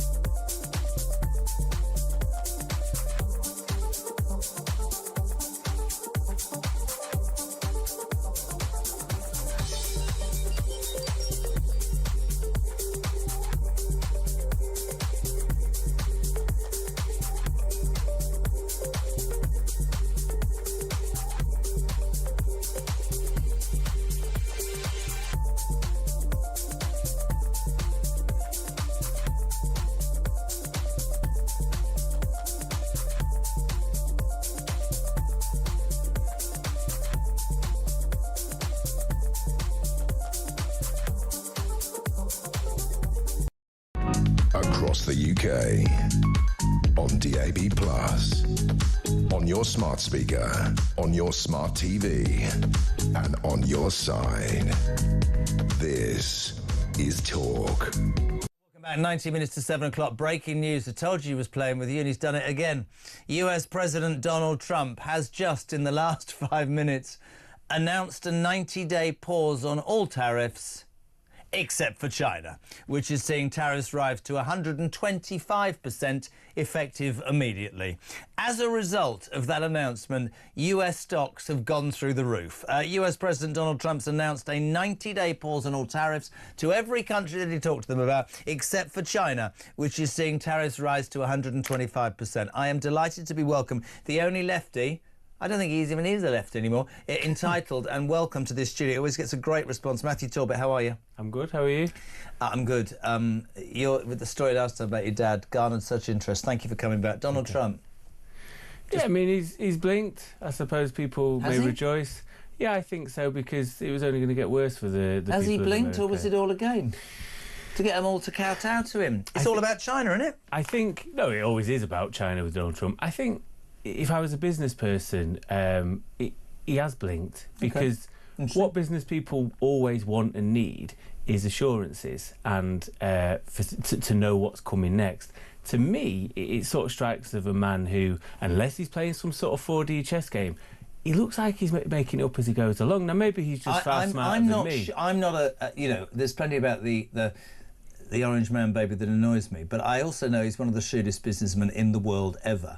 I can there's part of me that would accept what you've said, but also thinks this has all been one thing to get them all to fall into line, to stick his Cuban heel ultimately into China's solar plexus, and that because he's frightened other parts of the world, they'll end up getting a better deal than he had before. But we don't know. Let's talk about something that has really enraged me, actually, and I know that I spend most of the day here now getting enraged, but at 5:15 yesterday, in the middle of drive, Labour dropped its plans for 5 local grooming gang inquiries. This was announced just before Parliament went into recess. Pretty despicable and low of it. Jess Phillips, who I've met, liked, and who I thought was an advocate of... Well, she's a safeguarding minister. She's talked about domestic violence and women's rights for years. She looked uncomfortable, and I thought it was awful. I just had the father of a victim. When Sir Trevor Phillips, who is not known to come out and say anything controversial, the ex-chair of the Equality and Human Rights Commission, today said Labour's response to the grooming gang scandal was utterly, utterly shameful and is so obviously political. What's come from that is that people believe that Labour would trade the future or the security, safety or whatever, or an answer for these poor girls who were raped, Matthew, because of a fear of losing seats in Muslim-dominated constituencies. Labour, they're going to have to bloody well answer this. Yeah, the hairs on the back of my neck were prickling up as you said that, and it's because it's something that deeply bothers me, this sort of issue, as it will do lots of people. And I don't even like saying it, but when Sir Trevor Phillips says it's obviously political, this isn't just talk and me, this is everywhere. No, and I think I will always be trying to be fair to people, and I think what the Minister did yesterday was try and bring forward a package with regards to all manner of child sex abuse.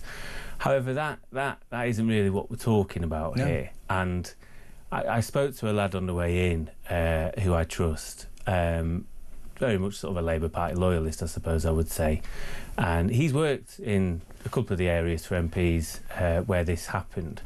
And I said, do you really think it's, worried about the Muslim vote, as people say? I said, because the Muslim vote's very fractured now, as we've seen with the Gaza independence. I said, I don't know. I can't work out whether it is or isn't. He said, yeah, 1,000,000%. He said, I've seen it with my own eyes.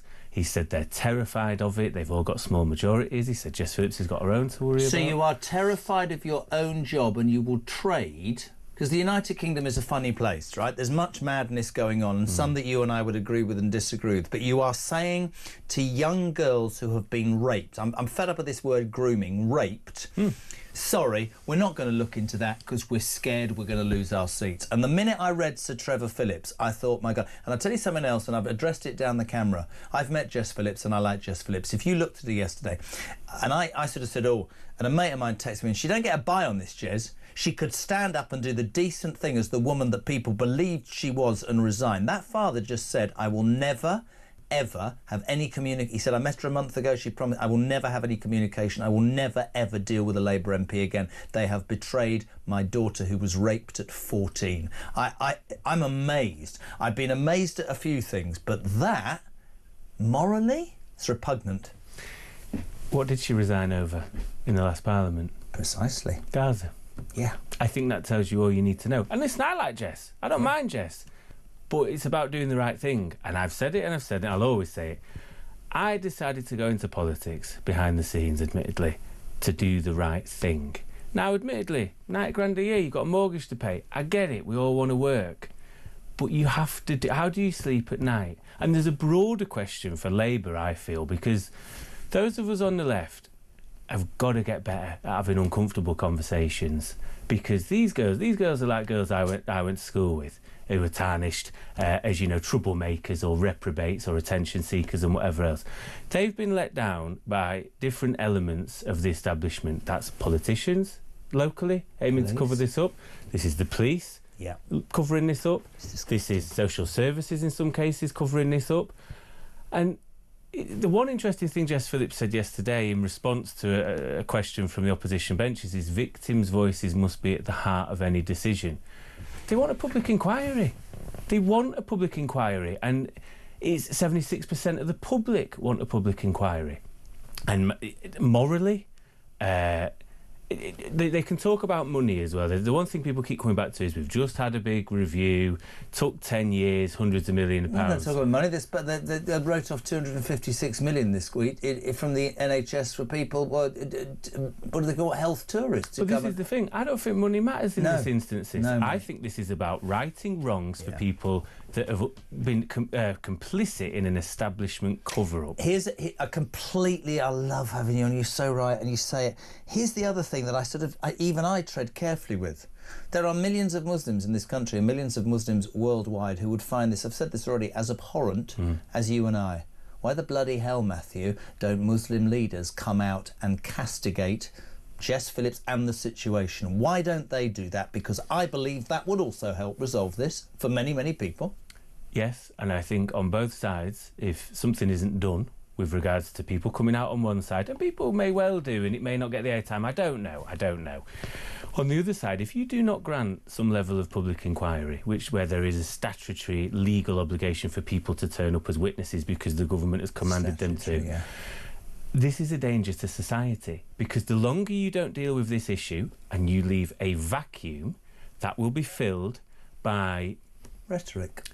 Yeah, by people with the wrong ideas who turn this into an anti-Muslim issue, and this isn't about anti-Muslim issue. No, it's not. You're so right. This is about righting and wrongs. Saying it, you can be accused of making it an anti-Muslim. No, I want the Muslim leaders to say that this is. I don't care the colour of the skin, the religion, the identification of those men. I have a teenage daughter. If a man raped my daughter, I would go to prison. I'll say it on the radio, I'll say it on television, and I'm allowed to say that. That's me as a father.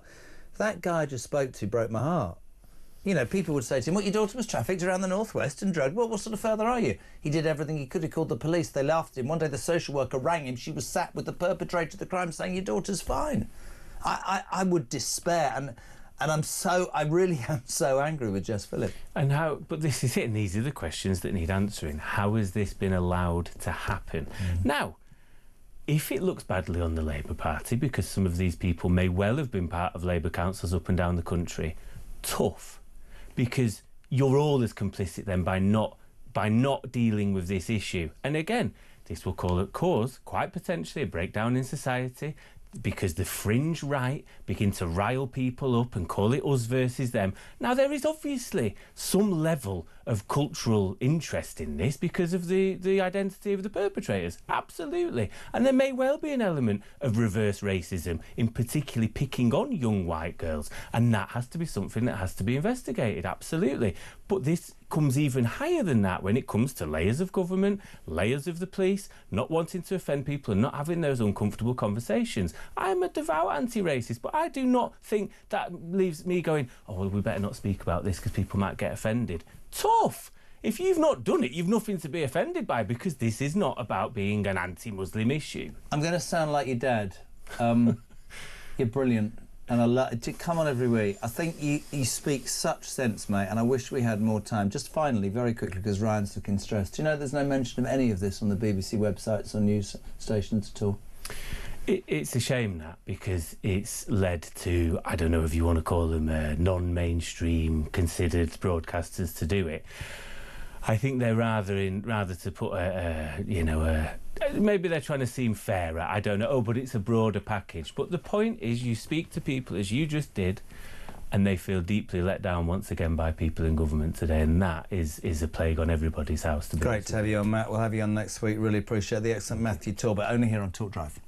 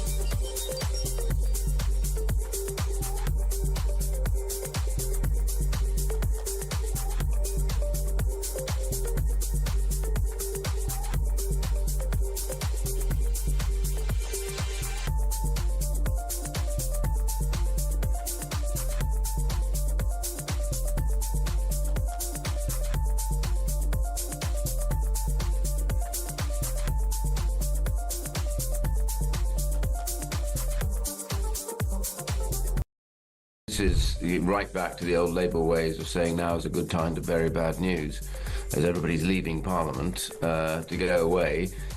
This is not the time then you make an announcement like this. It's so obvious. First of all, it's an abuse of Parliament. It's also an abuse of a really serious issue. I am putting down today a Freedom of Information request of the government to tell us what information did they receive from the councils that so made them change their policy.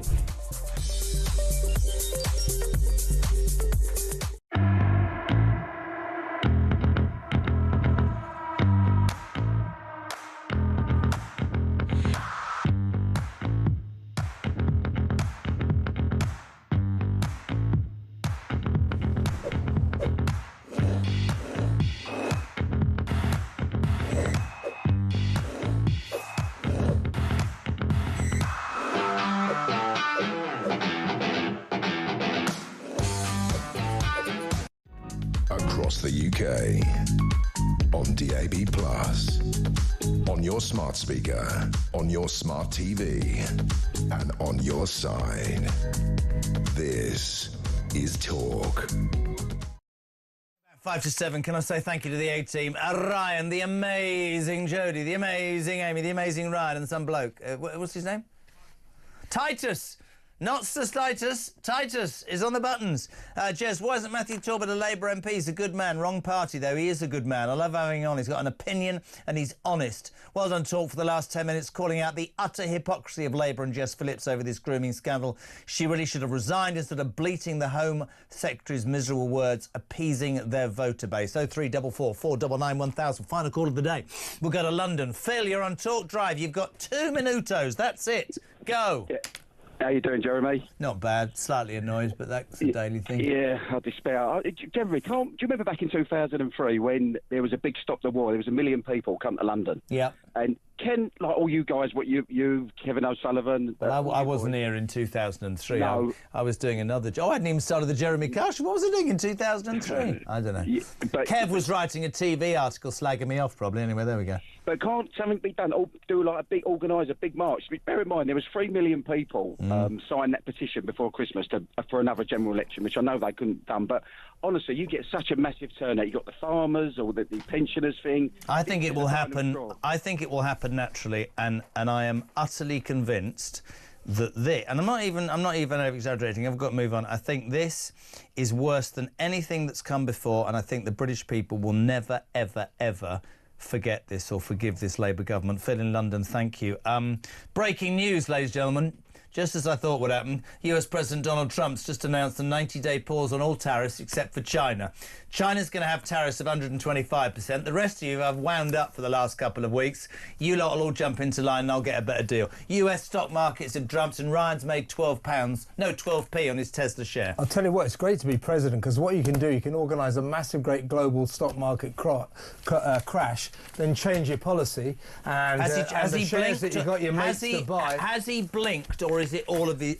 Was it all a game? I think maybe he's made himself billions and billions of dollars. You know what I'm talking about? Yeah, I do. Kev, there aren't many things that really, I don't know, you won't have heard Marlon West, the father of that rape gang victim, Scarlett, his daughter.